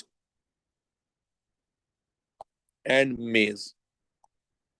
बेटा ये डायग्राम समझ में आ गई अच्छे से एवरीबडी? किसी को कोई मसला तो नहीं है? सर एक बॉक्स की अरे क्या डेसिमल में निकालने लगोगे कैलकुलेशन? नो भाई, इतना नहीं करना होता, डेसिमल में थोड़ी निकालोगे। You are taking 1 box extra for 2, am I? Let me see. देखो 1 बॉक्स तो 1 नहीं है ना, 1 से ज्यादा पे 1 होगा, तो 1 से ज्यादा पे जब 1 होगा तो 2 यहां पर ही कहीं आएगा। सही तो लिया है बेटा? आप गौर से देखें, स्क्रीन पे देखना मुश्किल है, मैं फिर भी सही कर रहा हूं भाई। 1 बॉक्स तो 1 नहीं है ना, 1 बॉक्स अगर 1 होता फिर तो 5 यहां आ जाता, इसका मतलब 1 से कुछ ज्यादा पे 1 है, तो फिर इस बॉक्स को क्रॉस करके 2 कहीं आएगा, तो अप्रोक्सीमेटली लाइन पे ले लिया उसको। ठीक है जी, अरे अल्लाह, ठीक है भाई। जी हाँ, बार चार्ट में तो बहुत चलता है भाई। उफ, 70% जगह पूरी हो गई। अरूज को कोई जवाब दे दो, कैसे पता चला? अरे देख कर पता चला भाई, देख कर पता चला। Maximum part, 3/4 of the graph या उससे ज्यादा ग्राफ यूज हो चुका है। As you can see here, that is the centre point of the graph. ठीक है, that should be the third quarter, तो this has been used. I am very sir, एक बॉक्स से ज्यादा है एक फातिमा। आपको अगर नहीं पता चला, जब आप खुद ड्रॉ करेंगे तो आपको अच्छे से पता चल जाएगा। मुझे पता चल रहा है कि मैंने 7 बॉक्सेस को, बच्चे 7 बॉक्सेस को 5 लिया है ना, तो जाहिर है एक बॉक्स 1 यूनिट तो नहीं होगा, 1 से कुछ ज्यादा होगा। ठीक है, नहीं नहीं, बहुत लीनियंसी होती है भाई। जहां पर वैल्यूज प्लॉट करनी होती है वहां, यहाँ बार चार्ट में तो बार चार्ट में तो मार्किंग किसके ऊपर है, तुम्हें भूल तो नहीं गए हो? बार चार्ट में मार्किंग किसके ऊपर थी कि भाई ये गैप बराबर हो, ये वेट बराबर हो, वैल्यूज सही लेबल की हुई हो, स्केल हो, सारे क्राइटेरिया तो पूरे कर दिए बच्चों। Is this clear?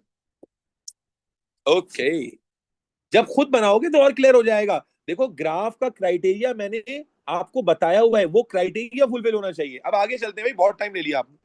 चलो भाई, अब उसके बाद कहता है the student wanted to know why the effect of yeast in the four dough varied.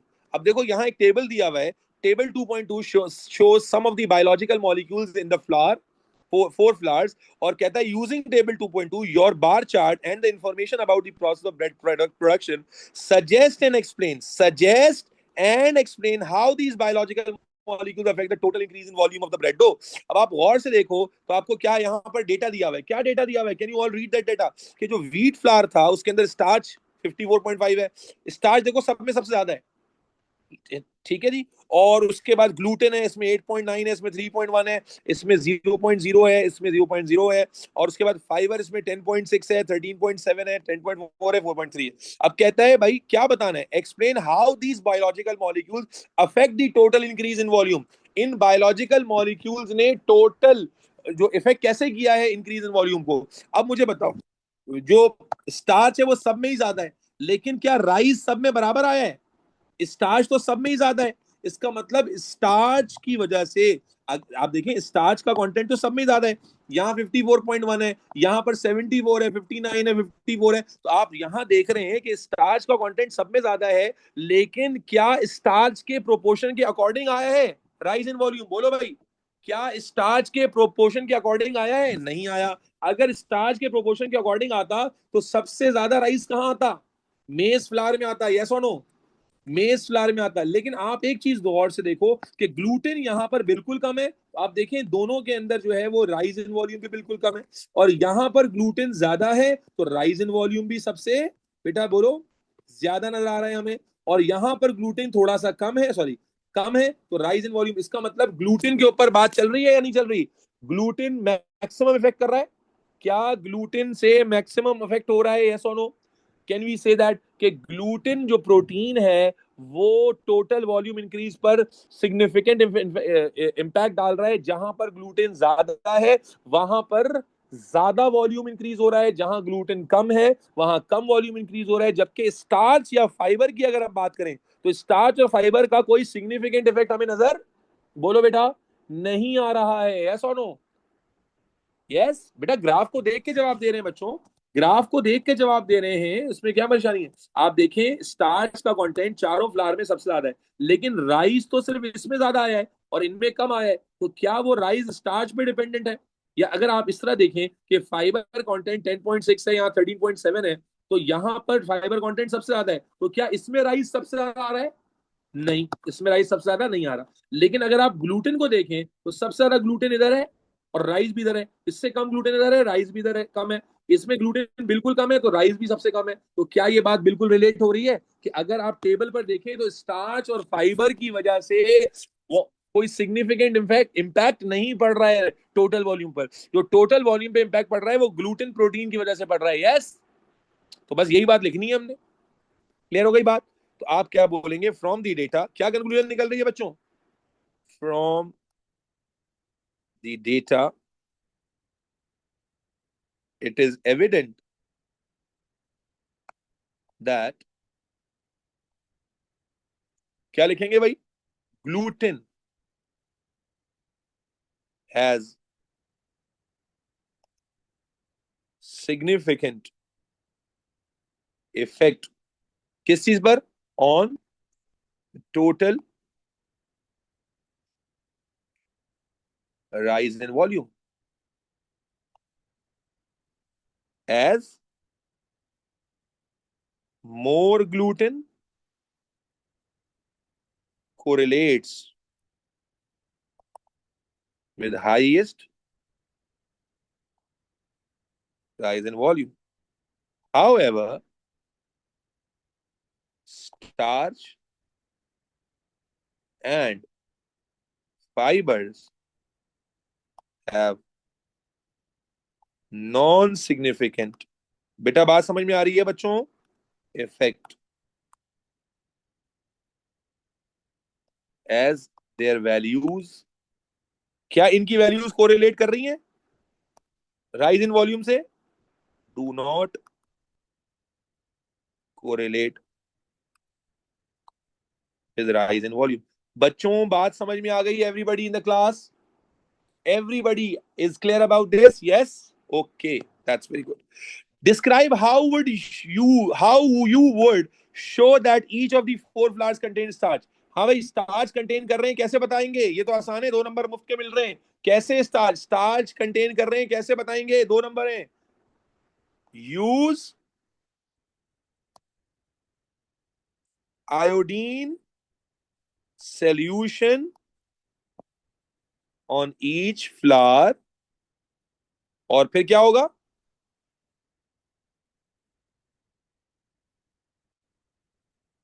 Flower containing starch क्या हो जाता है बेटा बताइए?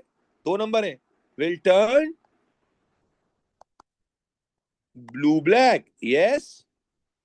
मुफ्त के नंबर हो गए। सारे सवाल में थोड़ी टाइम लगेगा, क्लियर है? चल, अब आ गया मेरे बच्चे फाइनली प्लानिंग का क्वेश्चन बच्चों, and this is the question of planning which is a significant question, और बहुत आसान क्वेश्चन है, आए देखते हैं। The student made dough from wheat flour, yeast and water. Using this dough, He is using this dough, plan an investigation based on method 2A. अब देखो बता दिया उसने कि 2A, याद करो 2A में शुरू में मेथड जिक्र किया उसने। ये देखो 2 के पार्ट ए में पूरा मेथड जिक्र किया हुआ है भाई। 2 के पार्ट ए में पूरा मेथड जिक्र किया हुआ है। कह रहे उसी मेथड को मैंने कहा था ना कि ज्यादातर प्लानिंग बायोलॉजी की तो बहुत ही आसान होती है। आपको पूरा पूरा सिनेरियो दिया हुआ होता है पीछे, जो इंटेलिजेंट बच्चे हैं वो कर लेते हैं। use this dough plan investigation based on the method 2 in 2A to determine the effect of temperature on the increase in volume of dough at temperatures between 20 and 80 degree. अब यहां पर देखो फ्लावर एक ही लिया है, खाली व्हीट फ्लावर लिया है, व्हीट फ्लावर लिया है। और व्हीट फ्लावर पर अब किसका इंपैक्ट देखना है? पहले हमने 4 अलग टाइप के फ्लावर लिए थे, अब व्हीट फ्लावर पर हमने टेम्परेचर का इफेक्ट देखना है। इसका क्या मतलब हुआ? बताओ बेटा कैसे करोगे? आप क्या करोगे? Equal amount of wheat flour लोगे भाई, टेम्परेचर बिटवीन 20 एंड 80 है, equal amount of wheat flour लोगे, जल्दी से बताओ, मैं वर्बली डिस्कस करता हूं फिर लिखवा देता हूं। Equal amount of wheat flour लोगे, इक्वल मास लोगे, उसमें इक्वल वॉल्यूम ऑफ वाटर डालोगे, equal volume of yeast, equal mass of yeast डालोगे, लेकिन उनके टेम्परेचर अलग अलग रखोगे। कैसे? थर्मोस्टैटिकली बताया था टेम्परेचर कैसे मेंटेन करते हैं।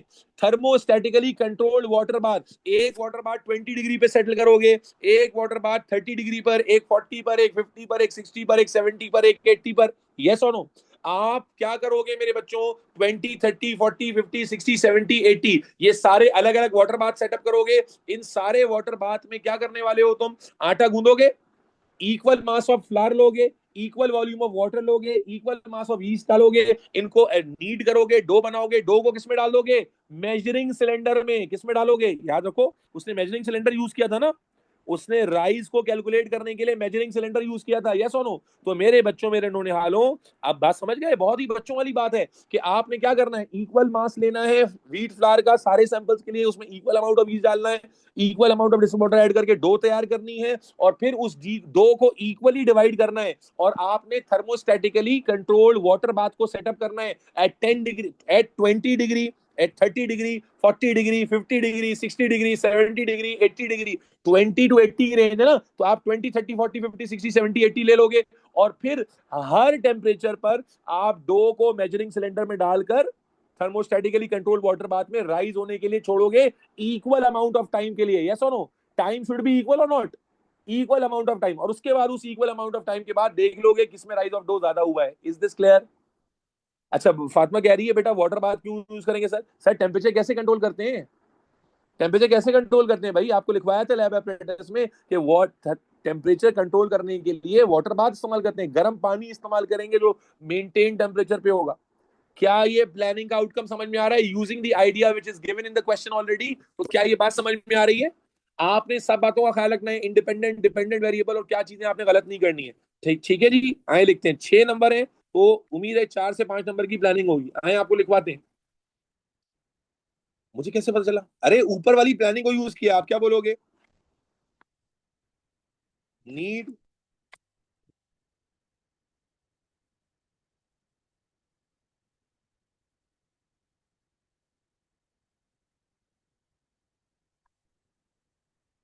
Dough by using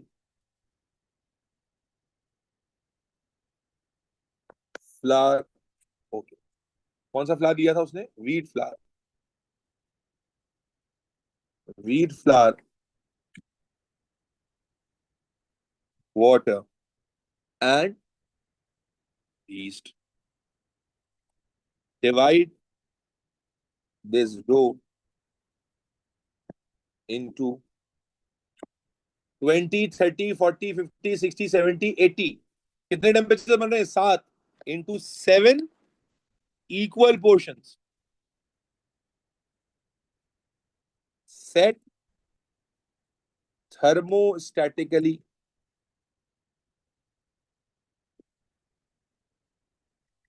controlled water bath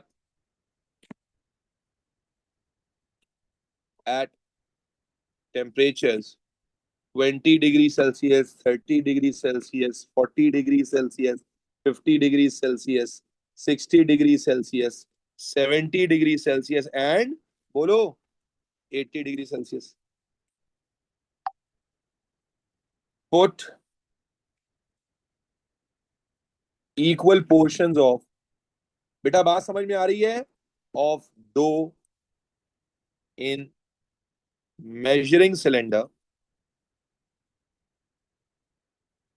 and dip it in water. Observe the dough and calculate rise in volume of dough after fixed interval of time. Is this clear बच्चों? Simple is बिल्कुल simple, बिल्कुल बच्चों वाली बात है। देखो लाइबा अकमल जो बात उसने की थी उसमें उसने एनारोबिक कंडीशन का कोई जिक्र नहीं किया था। यहां पर भी हम सीधा सीधा लेकर चल रहे हैं, कोई कॉम्प्लिकेट करने की हमें जरूरत ही नहीं है भाई। बच्चों वाली बात है भाई। आप थोड़ा सा खुद से भाई पीछे से पढ़ते आ रहे हैं, बाखुदा पीछे वाली सारी बातें तो यूज की है हमने, उसी आइडिया को हमने डो को नीड किया है, उसे इक्वल पोर्शंस में डिवाइड किया है, 20 से लेकर 80 तक हमने अलग अलग टेम्परेचर सेट किए हैं, उनको थर्मोस्टेटिकली कंट्रोल वाटर बाथ के थ्रू जो है वो किया है, हमने सेटअप किया है। फिर हमने मेजरिंग सिलेंडर लिया है, मेजरिंग सिलेंडर लेने के बाद सब में डो डाला है इक्वल पोर्शन, और डो डालने के बाद मेरे बच्चे हमने उसका क्या किया है, राइज इन वॉल्यूम कैलकुलेट किया है रेगुलर इंटरवल्स ऑफ टाइम के बाद। रेगुलर इंटरवल ऑफ टाइम का मतलब ये हो सकता है कि आप 0 मिनट पे देख लें, फिर 15 मिनट पे देख लें, फिर 25 30 मिनट्स पे देख लें, जैसे कि उसने देखा था। और उसके बाद फिर क्या करते हैं, अगर आपको याद हो, फिर उसके बाद क्या करते हैं, रिजल्ट्स को कहां प्लॉट करते हैं। मैंने आपको बताया था जब भी आप एक्सपेरिमेंट करेंगे तो आप क्या लिखते हैं आखिरी line, plot the results in graph for better interpretation. ठीक है जी, that is a perfect plan, perfect perfect plan. ठीक है जी। नहीं बेटा, हमें कुछ भी मेंशन थोड़ी करना होता है डिपेंड, ये सारा कुछ आ गया ना, ये हमारा इंडिपेंडेंट वेरिएबल हो गया। ठीक है जी। ये हम जो वॉल्यूम कैलकुलेट कर रहे हैं हमारा डिपेंडेंट वेरिएबल हो गया। ठीक है। और फिर हमने जो जो इसमें सेटअप यूज किया वो भी हमने जिक्र कर दिया। भाई प्लानिंग वाला लेक्चर जाके सुन लो, जब मैं लेक्चर्स ले रहा था उस वक्त तुम लोग कहाँ थे भाई? प्लानिंग वाले लेक्चर्स में गला फाड़ फाड़ के सारी बातें की हुई हैं मैंने, आप जाकर उनको जरूर ढूंढिए प्लीज। आई मीन जरूर सुन लीजिए, अगर किसी को बेसिक ही वो नहीं है। Is it necessary to write the, भाई एक स्टैंडर्ड आंसर तो लिखोगे ही ना हमेशा। तो दिस वॉज समथिंग जो मैंने कहा हमेशा ही लिखनी होती है, ताकि आपको लाजमी तौर पर एक नंबर तो मिल ही जाए। ठीक हो गया? चलें, अब आ जाए एक्सपेक्टेड रिजल्ट। क्या रिजल्ट एक्सपेक्ट कर रहे हैं भाई? मुझे बताएं क्या रिजल्ट एक्सपेक्ट करेंगे। टेम्परेचर की एक्टिविटी है, क्या रिजल्ट एक्सपेक्टेशन है भाई? Jannat Munir, what are your expectations? क्या एक्सपेक्टेशन रखती हो? लाजमी सी बात है बच्चों कि जैसे जैसे आप टेम्परेचर इंक्रीज कर रहे होगे वैसे वैसे एंजाइम की एक्टिविटी इनिशियली इंक्रीज होगी। भाई 20 डिग्री से एंजाइम की एक्टिविटी इंक्रीज होगी। जब एंजाइम की एक्टिविटी इंक्रीज होगी तो जो ब्रेक डाउन है वो तेज होगा, जिससे कार्बन डाइऑक्साइड जल्दी बनेगी, तो वॉल्यूम ऑफ डो डो जो है वो ज्यादा राइज होगा। लेकिन आप जानते हैं क्योंकि टेम्परेचर 80 डिग्री तक जा रहा है, तो it is obvious and it is evident कि थोड़ी ही देर के बाद क्या होगा कि एंजाइम डीनेचर हो जाएगा बियॉन्ड ऑप्टिमम टेम्परेचर पर, और फिर एक्टिविटी कम होती चली जाएगी। कंप्लीट डेनेचुरेशन की वजह से राइज ऑफ डो भी कम होता जाएगा। यस और नो? यस। तो आप क्या एक्सपेक्टेशन कर रहे हैं, एक्सपेक्टेड रिजल्ट क्या होगा? आप बोलोगे initially till optimum temperature more enzyme activity in dough by yeast results in higher production, yes बच्चों, of carbon dioxide, therefore greater rise in volume. Yes, greater rise in volume, but at temperatures beyond optimum,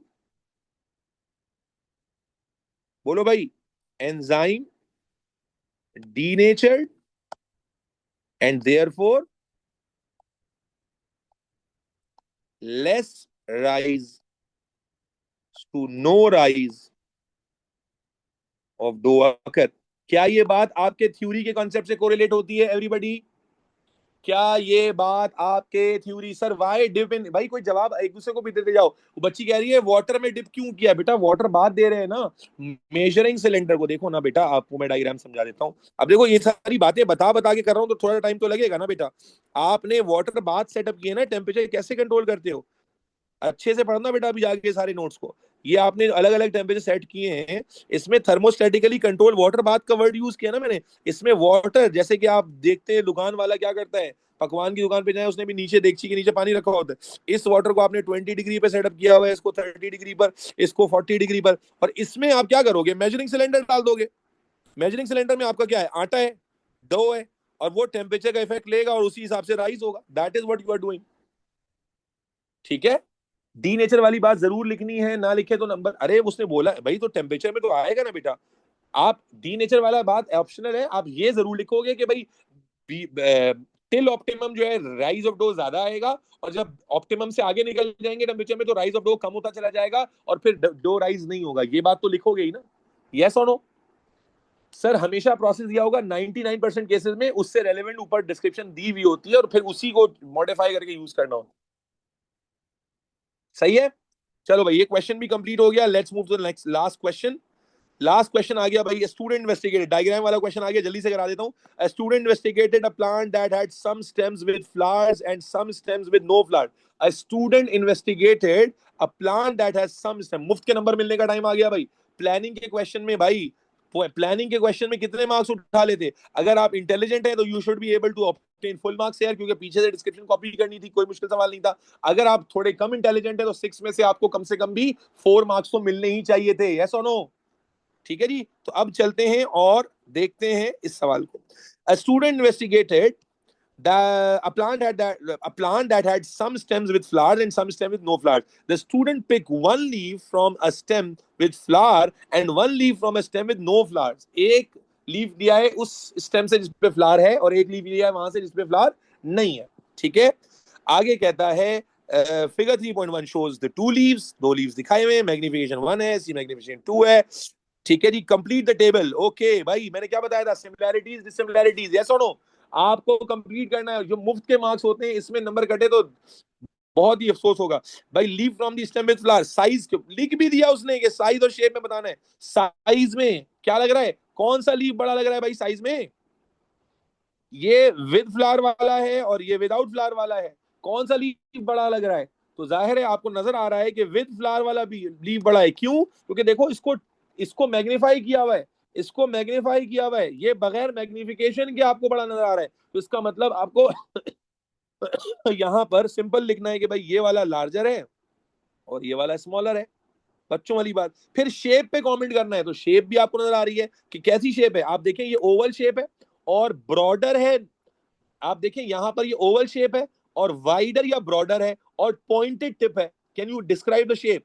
ठीक है, यहां आप देखें तो ये shape relatively narrower है, base से देखें, ये देखें बेस जो है वो उसकी वाइडेस्ट है, जबकि जो उसकी एजेस हैं वो पॉइंटेड है। Can you all see that, pointed section है, यहां पर भी पॉइंटेड सेक्शन है, यहां भी पॉइंटेड सेक्शन है, यहां भी पॉइंटेड सेक्शन है, बेस उसकी चौड़ी भी है। एक मिनट रुको यार, कोई नॉक कर रहा है, होल्ड करो जरा, एक मिनट रुको मैं आ रहा हूं।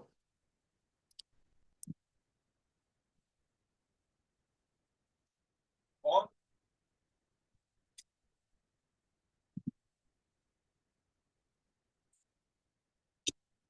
हाँ जी बच्चों, मौजूद है मेरे साथ। बेटा आपको देखकर बताना है शेप के बारे में, आपको देख के बताना है शेप के बारे में। तो बेटा क्या नजर आ रहा है, बात समझ में आ गई है कि ये आपको ओवल शेप नजर आ रहा है एवरीबॉडी। अगर कोई और अच्छे से बताना चाहे तो आपको नजर आ रहा है कि इसका पॉइंटेड, इसकी टिप पॉइंटेड है और इसकी जो यानी ब्रॉड है बेस से, ये भी ब्रॉड है बेस से, लेकिन इसके पास पॉइंटेड टिप भी है और जो आपके पास बेस है वहां पर भी पॉइंटेड एंड्स मौजूद है। Can you all see those points, yes और नो बच्चों, everybody good to go, yes. तो शुड आई राइट इट, तो कुछ भी बात लिखेंगे नंबर मिल जाएगा, सही होनी चाहिए। आपने नॉलेज के ऊपर बेस करके नहीं लिखनी, जो दिख रहा है उसके ऊपर बेस करके लिखनी है। तो आप यहां क्या लिखोगे, शेप में ये ओवल शेप है, इसको लिखने का नंबर मिल जाएगा। लेकिन अगर कोई बच्चा ओवल शेप की जगह ये बात लिख देता है कि भाई पॉइंटेड टिप है, पॉइंटेड टिप है, ठीक है, एक मिनट रुको यार।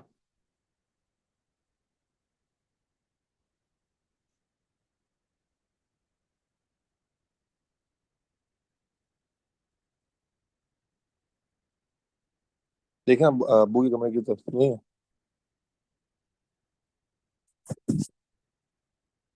ओ भाई, घर की चाबी कहाँ चली गई? ये रही। ये रही।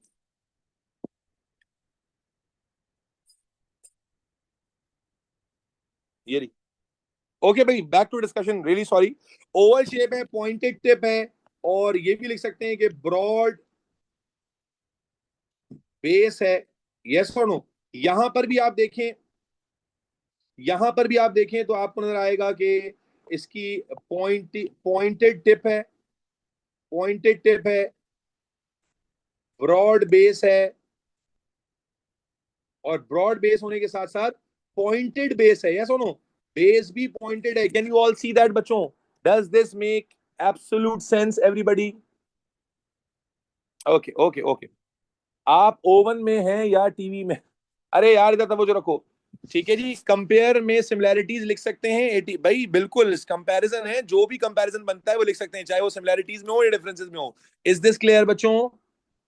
बच्चों, are we good to go? चलो आगे चलते हैं भाई। Suggest what students need to do, again a very good question.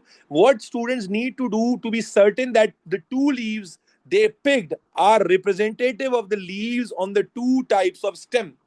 जनाब, ये सवाल बहुत अच्छा सवाल है, क्योंकि जेनेरिक सवाल है। इसमें बच्चों ने, मैं भी आपको पेपर का पूरा एनालिसिस भी बताऊंगा आफ्टर कंप्लीटिंग द पेपर। पहले मुझे बताओ, कंपैरिजन क्लियर हो गया सबको? कंपैरिजन वाला पॉइंट सारे बच्चों को क्लियर है जो क्लास में मौजूद है, मेरी शहजादों, चीतों? क्या बात है। अच्छा, अब कहता है कि भाई suggest suggest what students need to do to be certain that the two leaves they picked are representative. वो जो उसने दो तरह के लीव्स, एक उसने ओवल वाला और एक उसने जो यानी फ्लावर वाला और एक विदाउट फ्लावर वाला जो पिक किया था, कह रहा है कि भाई बताओ कैसे उस वो सर्टेन हो जाए कि ये जो लीव्स हैं ये पर्टिकुलर टाइप के स्टेम को ही रिप्रेजेंट कर रहे हैं। तो भाई क्या तरीका है? क्या तरीका है मेरे बच्चों? तरीका ये है कि अभी उसने एक एक लीव कलेक्ट किया है ना भाई, एक लीव ये कलेक्ट किया, एक leave.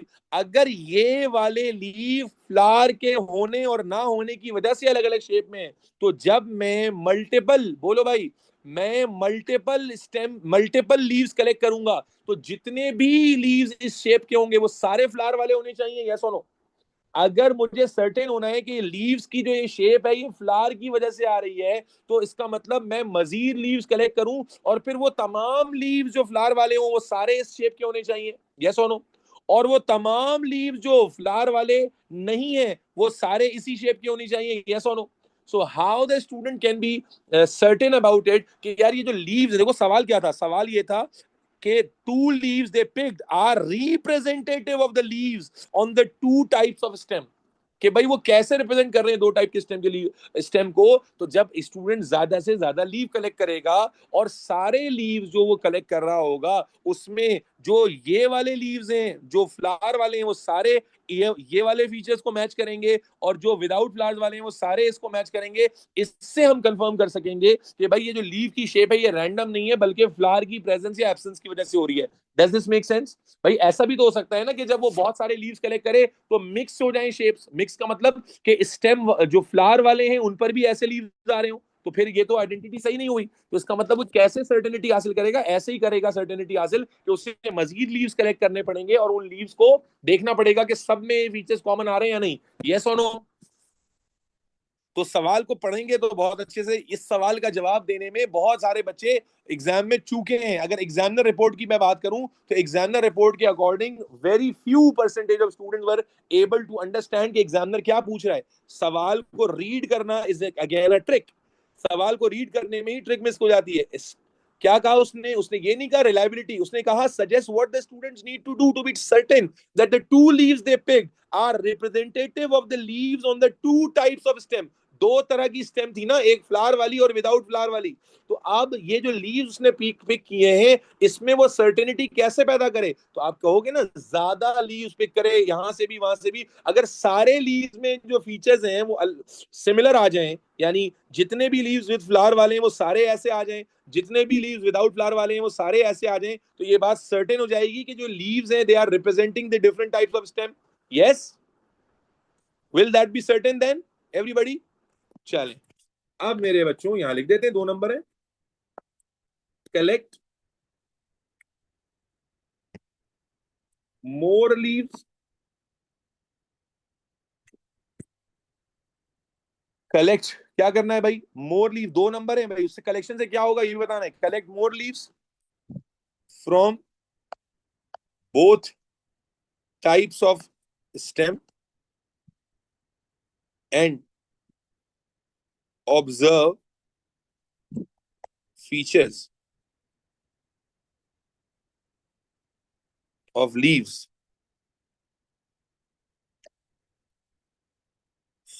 if all leaves from flowered stem show similar features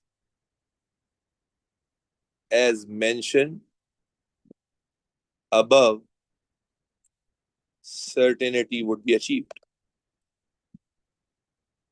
yes बच्चों, बात समझ में आ गई है नहीं आ गई है? मैंने तो पहले पैराग्राफ बना के लिख दिया है। आपको जो मार्क मिलेगा वो इस बात पर मिलेगा कि ज्यादा लीव्स कलेक्ट करेगा और फिर कंपेयर करेगा। Again the background idea which is working is कि भाई जो भी लीव वो कलेक्ट करेगा उनमें सारे फीचर्स ये वाले मैच होने चाहिए। अगर ये वाले फीचर्स मैच हो रहे हैं, जो विद फ्लावर्स वाले हैं और जो विदाउट फ्लावर्स वाले हैं वो सारे इस तरह के हैं, तो इसका मतलब रिजल्ट उसके सर्टेन हो जाएंगे। यस, ठीक। अब मेरे बच्चे लास्ट पार्ट आ गया, पेपर खत्म हो रहा है। In the space below make a large drawing of the leaf from the stem with no flowers as it appears. मैंने तुम लोगों को बताया था कि लार्ज डायग्राम बनाने में क्या होगा, you have to use almost complete space. Remember, you have to use almost complete space, वरना नंबर कट जाएगा। मेरे लिए बनाना बहुत आसान है, और आपको मैंने जो क्राइटेरिया बताया था बेटा, आपको वो क्राइटेरिया याद होना चाहिए। What was the criteria? Your diagram should be having the same. बोलो, your diagram should have the same orientation, same तरीके से डायग्राम ड्रॉ होगी, मैक्सिमम स्पेस को यूज करोगे, डिसकंटिन्यूअस लाइंस को अवॉइड करोगे। मेरे लिए तो बनाना बहुत आसान है, आपने भी भंड नहीं मारना है। अगर जहां पर डायग्राम में कर्वेचर आ रहा है वहां पर आप कर्वेचर लेकर आओगे, जहां पर डायग्राम में आपका कर्वेचर नहीं है वहां पर जबरदस्ती का कर्वेचर लेकर नहीं आओगे। ये मैंने यहाँ डायग्राम क्रिएट कर ली, और डायग्राम में कोई कलर या शेडिंग तो करनी नहीं होती। अब यहाँ पर ये देखें, लीफ आ रहा है बच्चों। यस,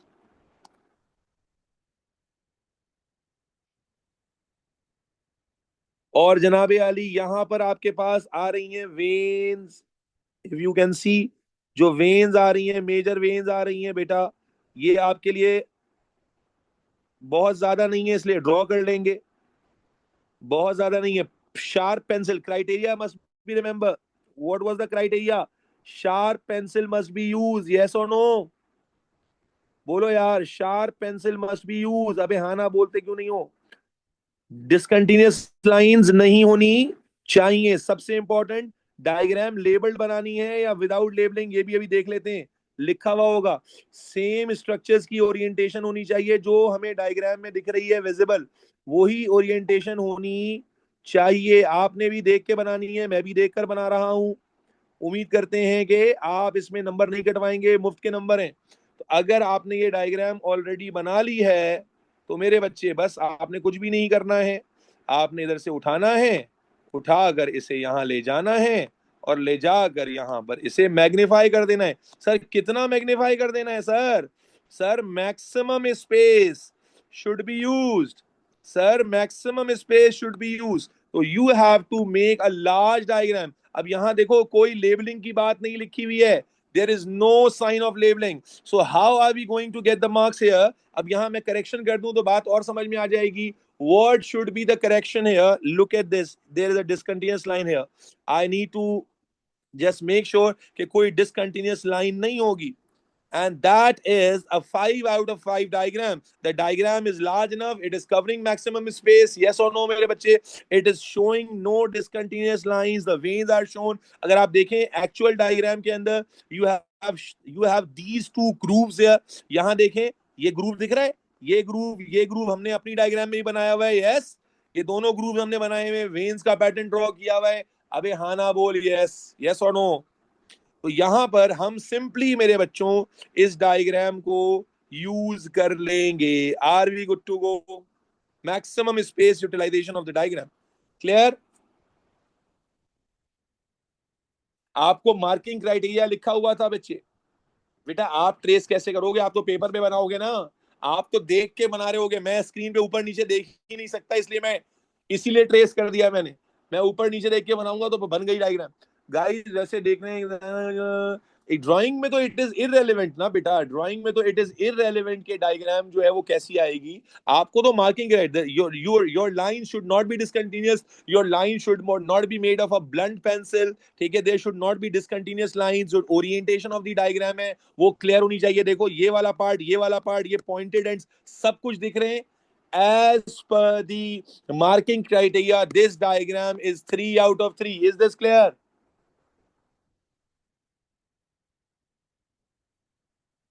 अबे तुम पेंसिल से बना लेना गधेड़ा.